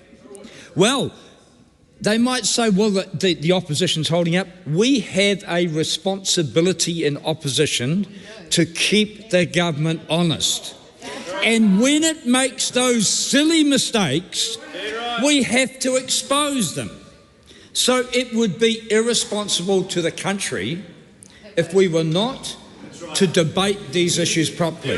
The fact that the minister, and he's been around for quite a long time, there's no excuse for being naive or not being aware of the challenges here, but to bring in after we've had a debate in the House, an amendment to then try and refer to a select committee without any scrutiny of the House is simply irresponsible and actually flouting the principles of democracy in this country. And there'll be many people out there who know that's actually the way this government has operated. But to do it so blatantly as we approach Christmas, as everyone's looking for a break, and this government once again trying to slip in a piece of legislation and an amendment that should have the scrutiny of the whole House. I've got some very smart and astute colleagues who'll refer, I guess, to the technical points of this debate. But for the public out there who are saying, what's this all about? I'll just read out, it's just the principles. Can I just quote, it's an explanatory note. And it's not to get into the amendment, Madam Speaker, I'm not doing that. It's to try and explain what's an amendment mean? Why is everyone getting excited about an amendment to a piece of legislation that's just being debated? And so it says, quote, Clause 2 of the bill is amended to provide for a delayed commencement for the provisions contained in this amendment paper. These clauses will come into force on the... Point of order. Apologies to the member on his feet. It's quite clear, Standing Order 298.3, the debate may not extend to the principles, objects or provisions that the member was just speaking on. Madam Speaker, I just ask if you'd give some guidance to the member. I don't need guidance, and I don't think the House does, because we've already made it really clear. And if we cannot keep the debate tight, I appreciate that, Madam Speaker, and I guess for many people out there, they'll be confused as to what is to a piece of legislation or a bill introduced under urgency and tabling it, and then what's an amendment? You know, before there's been any debate. So I guess in summary, if I can, this is a substantive change to a piece of legislation. It's not just an amendment. That's right. It's actually a delayed provision. And so the question is, why would the government try to slip it in at the last minute? I mean, to be kind, it might just be an honest, stupid mistake. Incompetent. It might be. But we've had no opportunity to kind of debate this and the principles or provisions of it. We're not allowed to do it in this debate. So if it was to go through, then it just slips straight into select committee without any scrutiny of the House. That's kind of unconstitutional. Yeah. So I appreciate the standing orders on this, and I'm not going to deviate from that, Madam Speaker. But it's why, you know, that's why we are all concerned about the process. And it is a process that once again challenges the constitutional arrangements of our democracy. And we've had, as I say, more urgency in this period of Parliament under this coalition government than I've ever seen in my time in Parliament. That's a couple of years, Madam Speaker. And so it is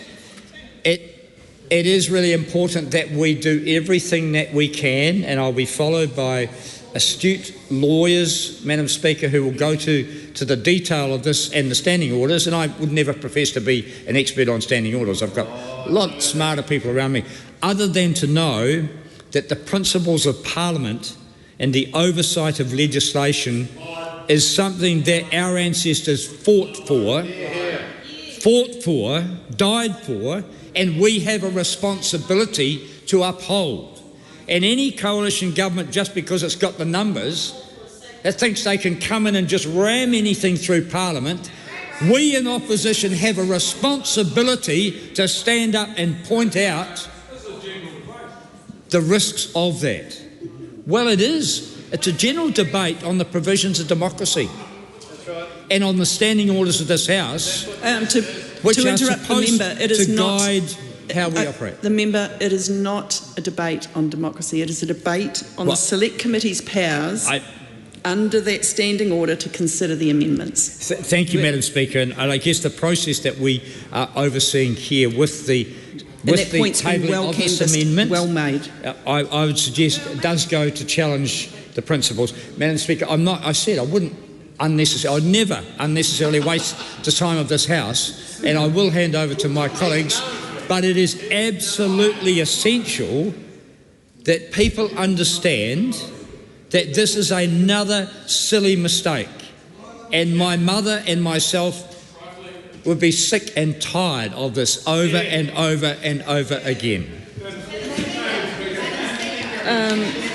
Stuart Smith. This question now closed. The question is that debate on this question now close. All those in favour, please say aye. Aye. To the contrary, no. No. The noes have it. A party vote's called for, Mr Clerk. New Zealand National. 49 votes in favour. New Zealand Labour. 34 votes opposed. Green Party of Aotearoa, New Zealand. Votes opposed. ACT New Zealand. 11 in favour. New Zealand First. Favour. Te Pāti Māori. 4 votes opposed. Tāku Te Whereas. 1 vote opposed. Marimeno Kapakingi. 1 vote opposed.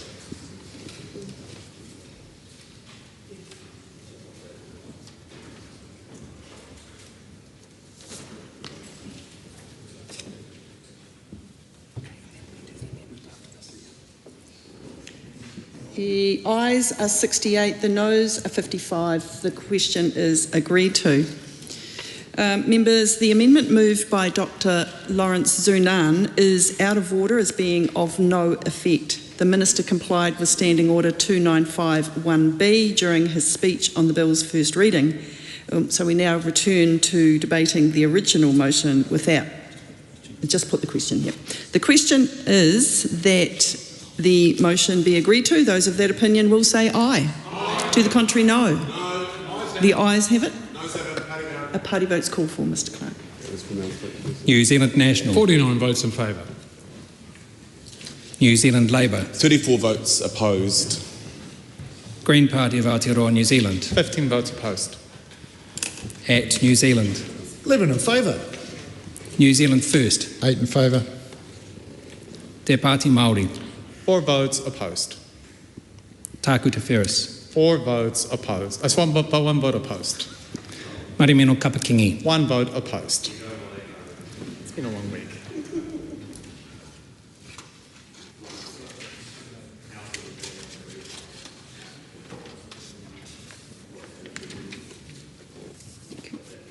Members, the ayes are 68, the noes are 55. The question is agreed to. I call on Government Order of the Day.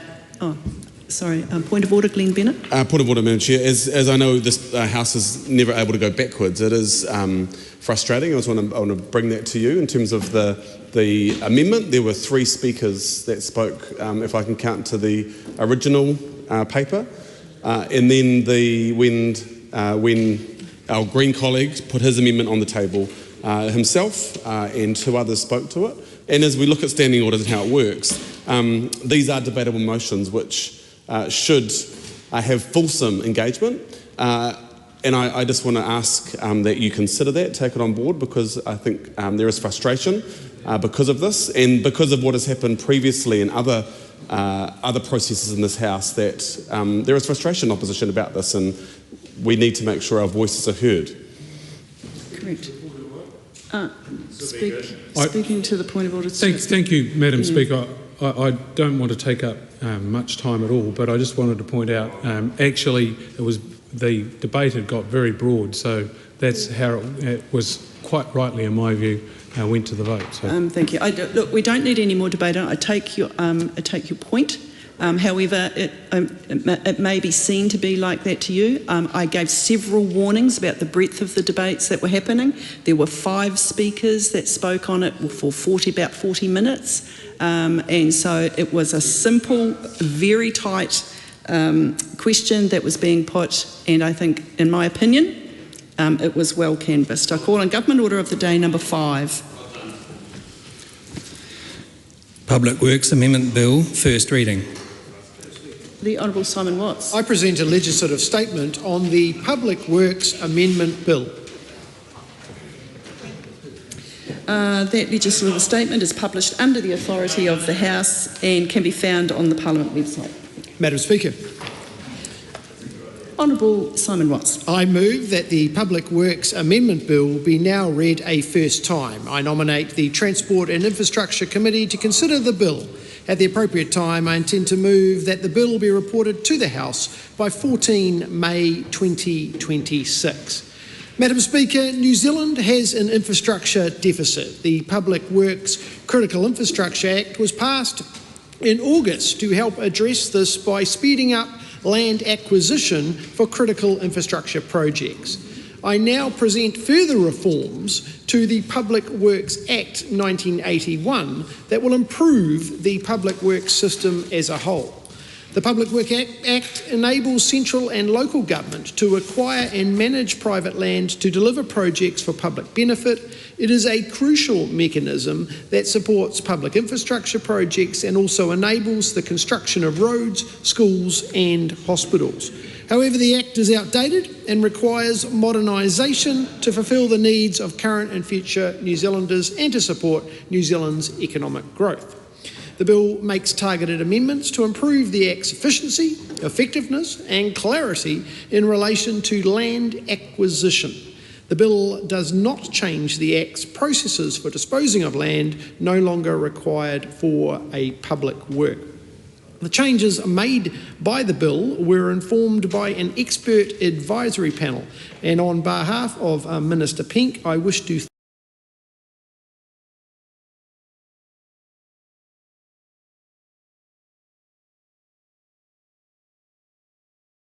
thank the members of the panel for their input. The bill better enables a joint approach to project delivery. Central and local government will now be able to coordinate land acquisition for connected public works. They will also be able to acquire land should they need to relocate third-party infrastructure if that third party could otherwise acquire the land for a public work. The bill will enable Transpower to initiate acquisition negotiations and undertake some public works processes without having to rely, Madam Speaker, on ministerial approval. However, compulsory acquisition powers will remain with the Minister for Land Information. These changes will support Transpower to upgrade and build infrastructure necessary to meet the government's energy goals of doubling supply of renewable energy. The bill maintains the Crown's practice of avoiding acquiring Maori land where it can and introduce additional safeguards in an acquisition process should it arise. Compulsory acquisition of protected Maori land will be jointly decided on by the Minister of Land Information and either the Minister for Maori Crown Relations or the Minister for Maori Development, depending on the type of protected Maori land. The minimum negotiation period for acquiring Maori freehold land with more than 4 beneficial owners or vested shareholders is extended from 3 to 6 months. Madam Speaker, this bill retains requirements for negotiations in good faith after providing owners of land with an estimate of compensation based on a valuation carried out by a registered valuer. Landowners can only object to land being taken at the Environment Court. The bill makes targeted amendments to improve the efficiency of objection processes. Where a designation is in place, the Environmental Court will not be able to consider whether adequate consideration has been given to alternative sites, routes or other methods. This will reduce duplication with the Resource Management Act processes, and I also note that changes to the Resource Management Framework that are being progressed alongside this bill, and officials will keep an eye on those reforms to identify any impacts on this Act, including for objections or designation requirements. The bill clarifies that compensation matters are not within the scope of the Environment Court's objection proceedings, as they are instead handled at the Land Valuation Tribunal, and objection proceedings will also be streamlined by requiring objectors to state the grounds for objection in line with matters provided by the Act. These changes will not apply to the recently enacted amendments for critical infrastructure projects where landowners can make submissions for the Minister of Land Information or local authority, in this case, rather than objecting at the Environment Court. Madam Speaker, it also will make changes in regards to compensation provisions, which will recognise the need for fair, equitable and consistent compensation settings for an effective public works system. Madam Speaker, the bill also introduces provisions and acquisition processes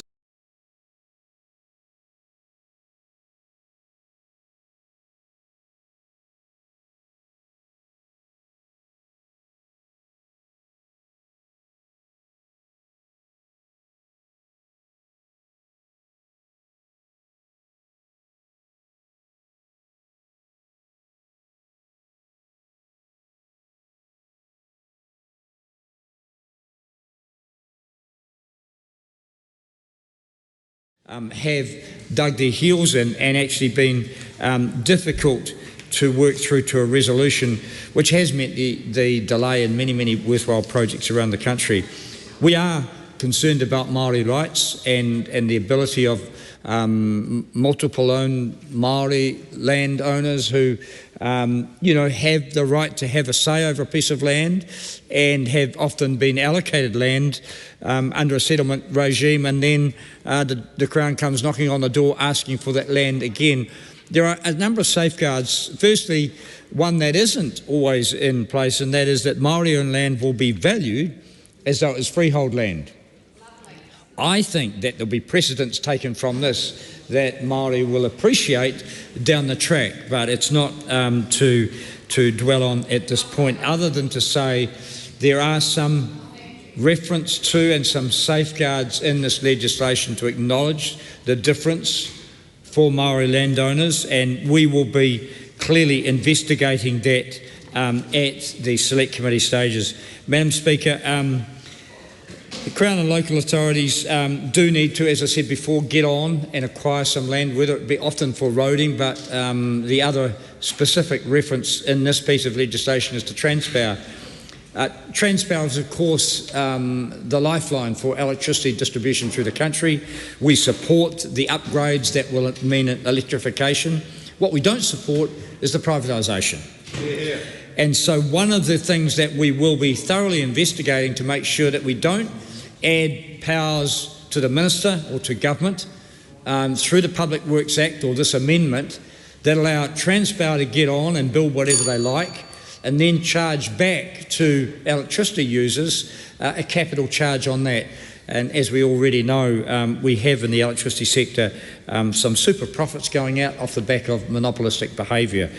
So scrutinising the provisions for Transpower will be one.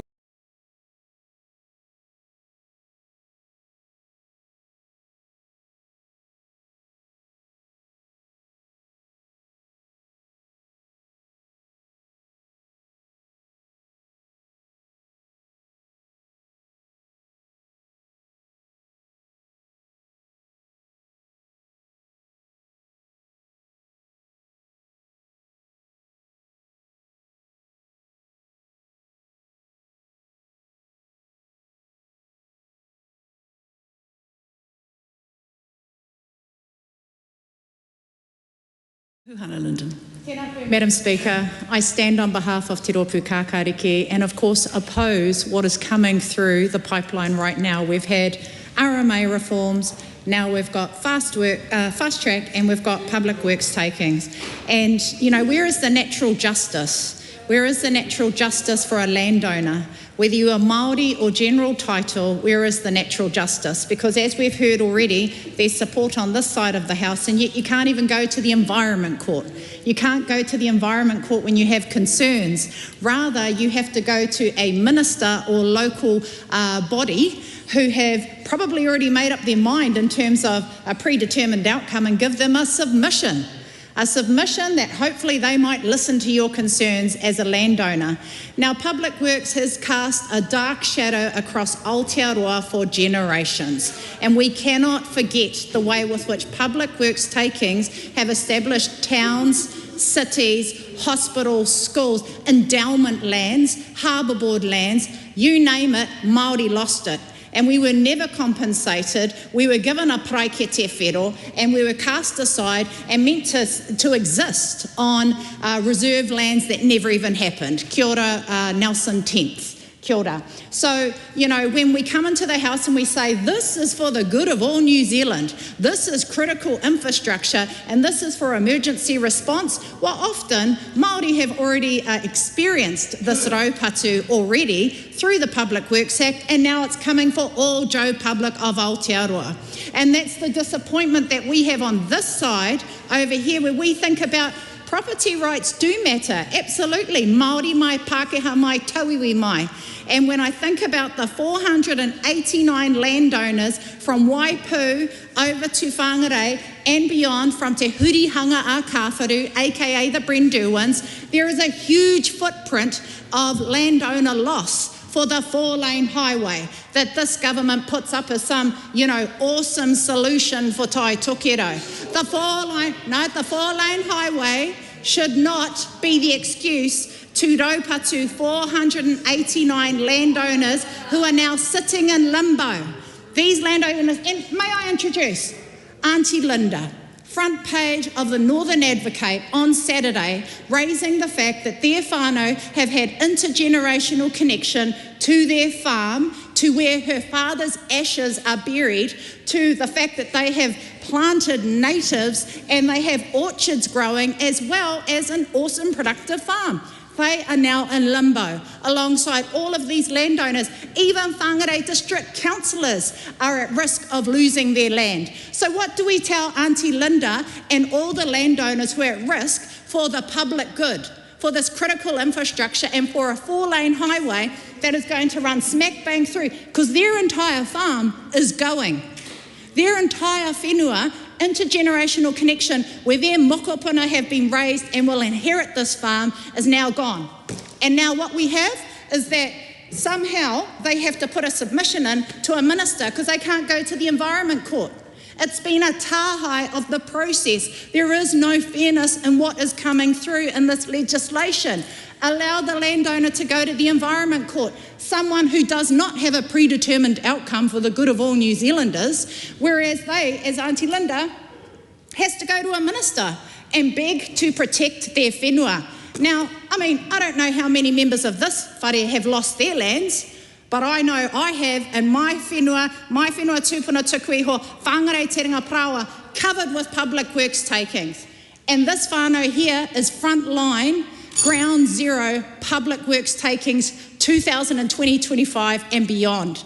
And these landowners are calling and they are meeting and they are sent, I've got heaps of emails now from landowners all concerned at the fact that they will be sacrificed for a 4-lane highway. Where is the informed consent? Where is the consent of these landowners to even have a chance to survive and protect what little bit of whenua that they might have?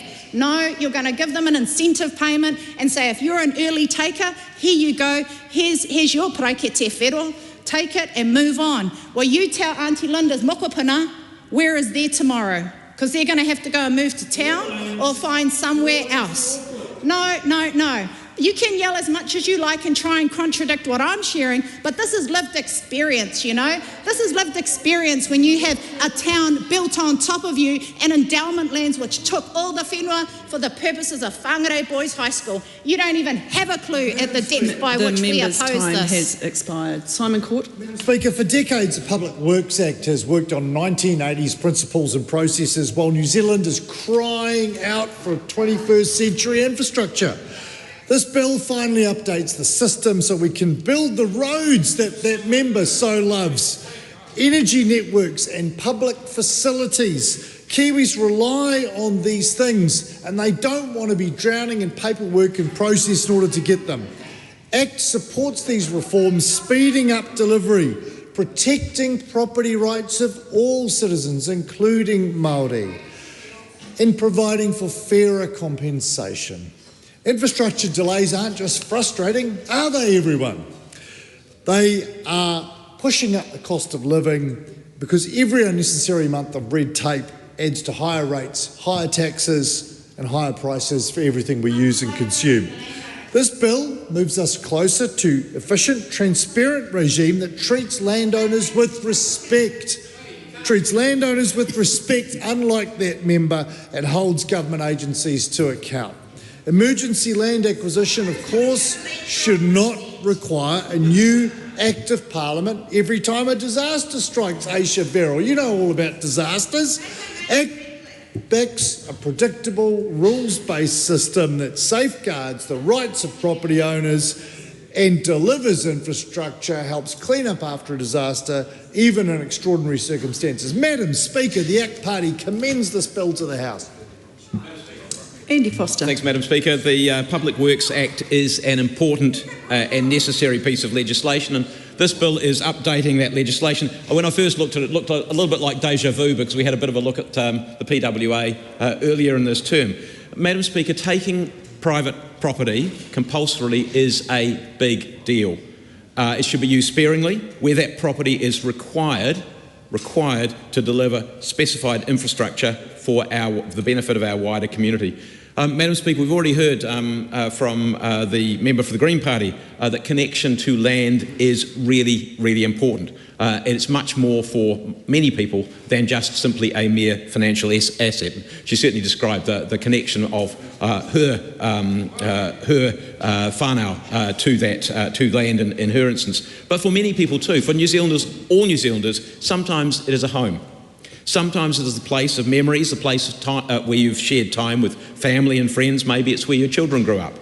It's a place of emotion, of connection, of blood, sweat and tears in terms of investing in property, the work you've done, the trees you've planted, and all those projects, big and small. It's a place to stand, it's a place of connection, it's a place, turanga waiwai if you like. But sometimes there is a community need which says that compulsory acquisition is required. And as I said, taking land compulsory is a big deal.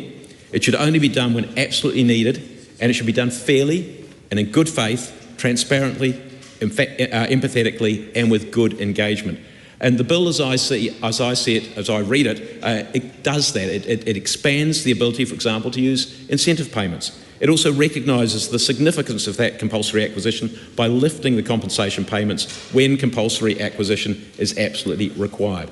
And Mr Speaker, as we've just heard from Simon Court, that we also need to make sure that we have an efficient process so that we as a nation can deliver essential infrastructure in a timely, cost-effective way with maximum certainty. And this government, of course, is working very, very hard to reduce unnecessary bureaucratic impediments everywhere. And this is just part of that, which is essential to lifting our collective living standards. Madam Speaker, I note the inclusion of a restriction on the Environment Court considering alternative options only where there is a designation already in place. In other words, there's a lot of work already been done to decide that that piece of land, that particular area is required for that piece of infrastructure. It's good to see the provision for collaboration between agencies, so we don't have different agencies, maybe local government, central government agencies, who are having to do things twice. We want to do things once and do things effectively and efficiently while doing them empathetically and transparently with the landowners who are affected. It's also really pleasing to see the specific inclusion of Transpower. It seems weird that Transpower wasn't already considered there because, I mean, if you think about essential infrastructure, I don't think there's any more essential infrastructure than the national grid. I had a meeting the other day where with somebody in the energy industry who said that the energy industry represents just 3% of our GDP, but without it, the other 97% wouldn't operate either. So it's 3%, but it's also 100%. Without electricity, we would have no economy. And it's also pleasing to see provision for the use of the Public Works Act in an efficient way in terms of emergency recovery. Madam Speaker, I look forward to, as the Chair of the Transport and Infrastructure Select Committee, to receiving submissions on the bill, considering submissions on the bill, and to, in time, reporting that bill back to the House, and I commend it to the House. E te pika. Oreni kaipara. Tēnā koe. Te toto o te tangata he kai, te oranga o te tangata he whenua he one. A person's blood is nourished by food. A person's sustenance derives from the land and soils. E te pika of all the bills before us this week, this is the most terrifying to all Māori. To Māori, public works is synonymous with raupatu, confiscation. Rua peka peka, rangiriri, rangi aowhia, o rākau, puke hina hina, maunga pōhatu, parihaka, wairenga ahika, wairau, waikato, taka parawhau, and even ihu mātao. The list is endless, Ms. Speaker, Madam Speaker, and this bill ensures it continues. It reaches into our whenua, our histories, our wāhi tapu and whakapapa, with the same heavy hand that began confiscating Māori land under the first Public Works Act in 1864. Yes, today's version is an improvement on the last, but its intent remains the same. It is another form of raupatu. Every hapu in Aotearoa has felt the Public Works Act. There is no part of this country where Māori have not been pushed aside or built over in the name of public good. The clearest example is highways, just like Huhana Linden explained before. Highways are the sabre of raupatu, straight lines cutting through whenua, displacing whānau and destroying wāhi tapu. Look at Waikanai. We Parata gifted much of the township to the people of Aotearoa, a profound act of generosity. yet his own whānau later became casualties of public works takings. If that is the legacy of public works for a whānau who gave so much, then what hope is there for Māori with little ancestral lands left, and for the mokopuna who dream of returning to their papatipu, their ancestral lands? Whenua is not a commodity to Māori. It is whakapapa, it is identity, and it is a sense of belonging. As kaitiaki, it is innately Māori to care for and to preserve our whenua and our taiao for the next generations. We do this not just by occupation, but through our way of life, our reo, our tikanga, and our whanaungatanga. It is where we lay our bones and what effectively makes us tangata whenua. You can sit and listen all day to the government celebrating faster, smoother, more convenient land acquisition processes, but it comes at the expense of tangata whenua. Even shifting notices fully online puts many whānau, especially our kaumātua, at risk of not being notified at all. That is how wāhi tapu get bulldozed. That is how urupa are disturbed. That is raupatu in 2025. Not with muskets, but with policy settings and website notifications. You cannot compensate whakapapa, you cannot replace papatipu, and you cannot claim to honour te tiriti while making Māori land something the Crown can price and take at will. It does not matter how much compensation the Crown offers if Māori can never say no. Allowing one treaty partner to confiscate the land of another is a gross violation of Te Tiriti o Waitangi and of Hapu Rangatiratanga. This bill opens the door for takings to support fast-track projects rammed through without consultation, immune from court challenge and invisible to the public. Now, the Crown can seize any land, whether communities agree to it or not, for developments that nobody asked for. This is how communities are destroyed. This is how whakapapa is severed. This is how mana motuhake is extinguished and mokopuna are left with no whenua, no tikanga and no identity. This is how colonisation is entrenched in 2025.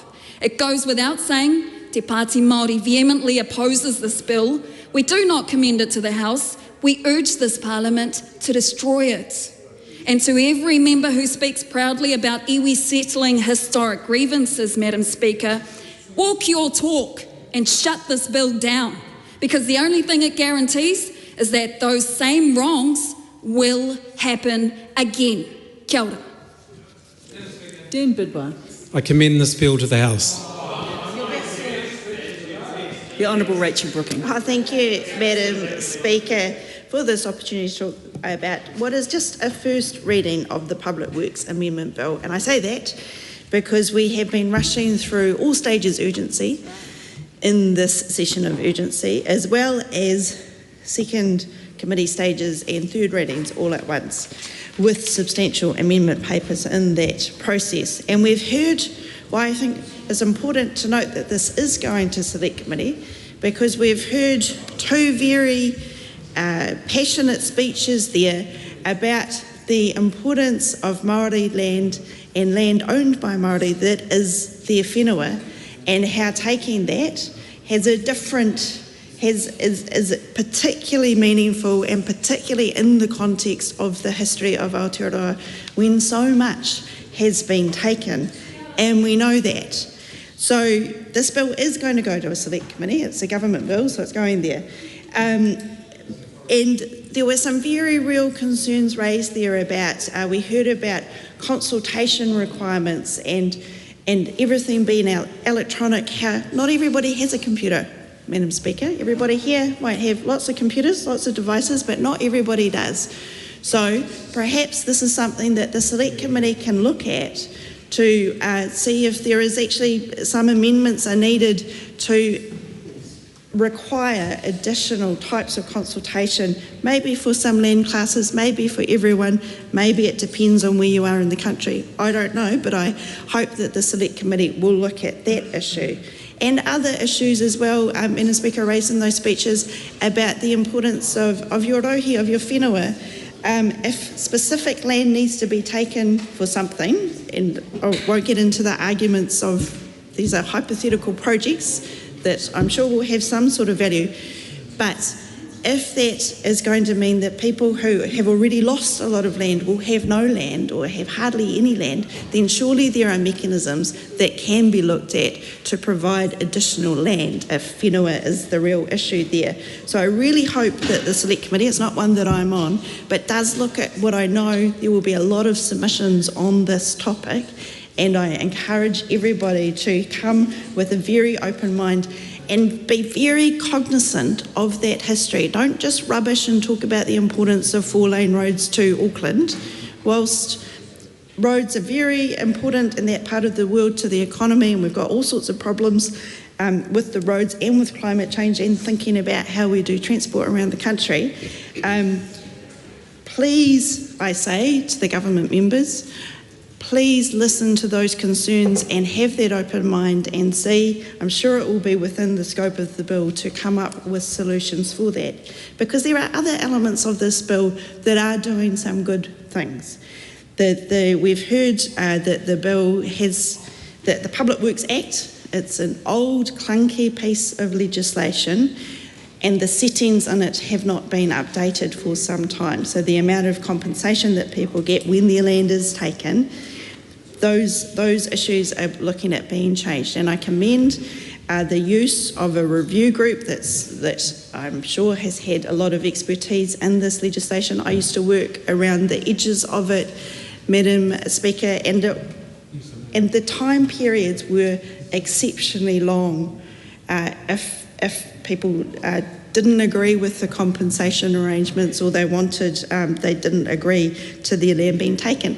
And, you know, it's fair enough that people don't want their land being taken, and that there must be some way for there to be a process that's important. However, the Public Works Act process as it stands at the moment is clunky.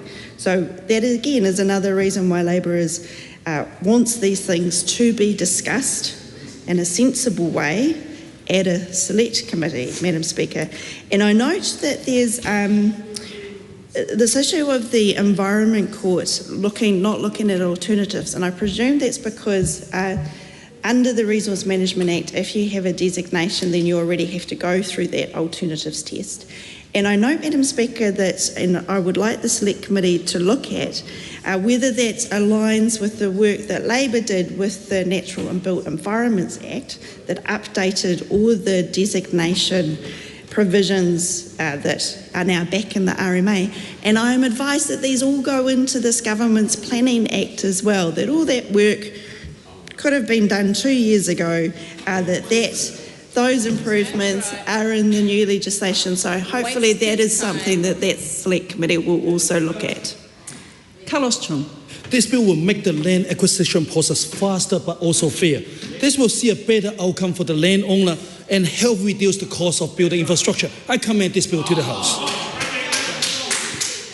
The Honourable Priyanka Radhakrishnan. Thank you, Madam Speaker. I want to begin by echoing what my colleague, the Honourable Rachel Brookings, said when she opened, because we've been here debating so many bills in all stages urgency, some of which really didn't need to be debated under urgency, that it's actually quite refreshing to be taking a call on the first reading of a bill that is actually going to make it to Select Committee. So I do want to acknowledge that and begin with that. I do also want to say in my opening, Madam Speaker, that some of those bills that we did debate under urgency all stages were things like the Fast Track Approvals Amendment Bill, which was a bill that was ostensibly about supermarket competition or increasing supermarket competition, but was actually about increasing ministerial powers and reducing environmental protections. And when we didn't vote for that bill, Madam Speaker, we got slapped around by members on the government benches who claimed that members on this side of the House were anti-progress for some reason, or anti-development, or anti-infrastructure, or anti-strengthening strengthening our economy. And I want to point out that the reason that we are supporting this bill to Select Committee stage at least is because we're not any of those things. It's because we do actually support strengthening the economy. We do support building infrastructure. We in fact supported the construction sector much more than this government has, which is why we've seen losses to the tune of, what is it, tens of thousands. 20,000 jobs in the construction sector alone that have been lost. Thanks, James Meagher, to your government and decisions that your government has made to stop building, to stop construction. Many of us on this side of the House have been meeting with those from the construction sector. So you might sit there and heckle and say blame Labour. That's not what the construction sector is saying, just FYI. They have all left the country and left to Australia largely because there are many more opportunities there for construction because this government has stopped all the building jobs. So, you know, it's nice to see that for once they're taking a step towards supporting infrastructure and the construction sector. And we're happy to support it to Select Committee, as my colleagues on the side of the House have said. This is the review of the Public Works Act that I understand hasn't been reviewed for something like 30 or 35 years, Madam Speaker. So it's probably about time that there was a review done. It was reasonably targeted. It is about the delivery of public works, and so we're reasonably supportive around this. We do have some questions about the so-called streamlining amendments in this particular bill. And that is partly because of what I started with, that when you pass so many bills under urgency that it's difficult to actually make laws in a way, sorry, not you, when they pass so many bills under all stages of urgency, it is difficult to make sure that the laws that they are making are actually fit for purpose. We have some questions around Māori rights as well. It's been raised by other colleagues on this side of the House, and that is also largely because of the erosion of trust between this government and Māori, because so much of what they have done and passed has suppressed Māori rights. So of course we want to make sure, we want to interrogate this bill at Select Committee and make sure that this doesn't do that as well. The one thing that I will note that my colleague, the Honourable Damien O'Connor, noted as well is that there is a requirement that Māori freehold land is valued as if it were general land when it's acquired for a public work. So that gives us, I guess, some level of comfort. But again, as Rachel Brookings said, if there are other implications for Māori land, for whenua Māori, then we want to make sure that it is teased out, that it is interrogated very well at the Select Committee stage. Finally, Madam Speaker, the point that I'll make is around the impending RM reform. We know that this government has had decided 2 years ago to chuck out all the work that Labor and government did, to only come up with two other bills, the Planning Bill and the Natural Environment Bill, that does largely what Labor was going to do, but shifts the emphasis to property rights, which of course we don't necessarily agree with. I would like to see what the impact of that reform and take away Māori rights, as my colleague Rachel Brookings says, absolutely right. I would want to see what the impact of that RM reform is on this planning bill as well. Ultimately, they do deal with some similar things as well. So we will be looking out for all of that at the Select Committee stage. Stuart Smith. All to the House. The question is that the motion be agreed to. Those of that opinion, please say aye. Aye. To the contrary, no. The ayes have it. A party vote, Mr Clark? New Zealand National. 49 votes in favour. New Zealand Labour. 34 votes in favour. Green Party of Aotearoa, New Zealand. 15 votes opposed. That was the last. ACT New Zealand. 11 in favour. Yeah. New Zealand First. 8 in favour. No, it's the first reading. Te Pāti Māori. I did it before. Taku Te Ferris. 1 vote opposed. Mario Meno Kapakingi. 1 vote opposed.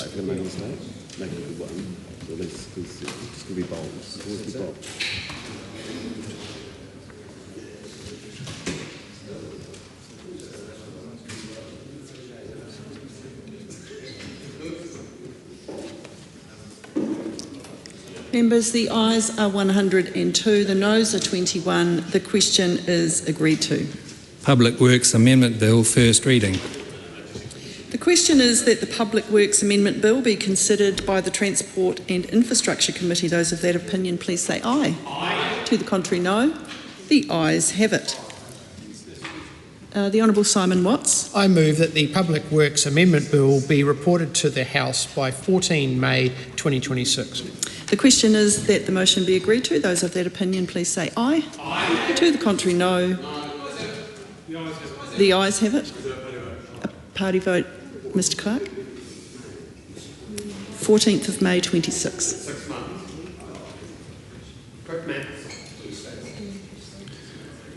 Apologies. New Zealand National. 49 votes in favour. New Zealand Labour. Yeah, 34 votes opposed. Green Party of Aotearoa, New Zealand. 15 votes opposed. At New Zealand. 11 in favour. New Zealand First. 8 in favour. Te Pāti Māori. E whanga pōti whakahe. Tāku Te Wheres. Tāku Te Wheres. 1 vote opposed. Mari Mino Kapakingi. 1 vote opposed.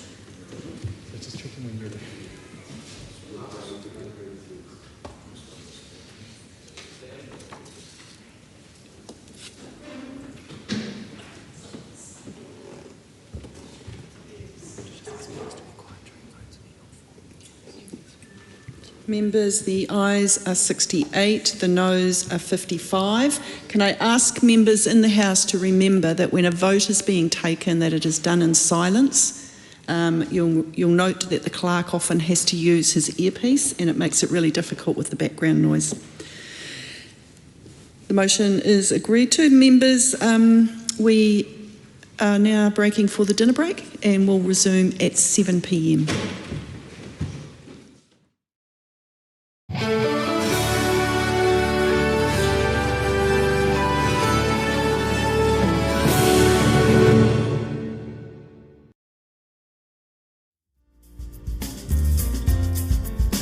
Live coverage from the House of Representatives will resume at 7 p.m. Until then, some of today's earlier proceedings will be repeated.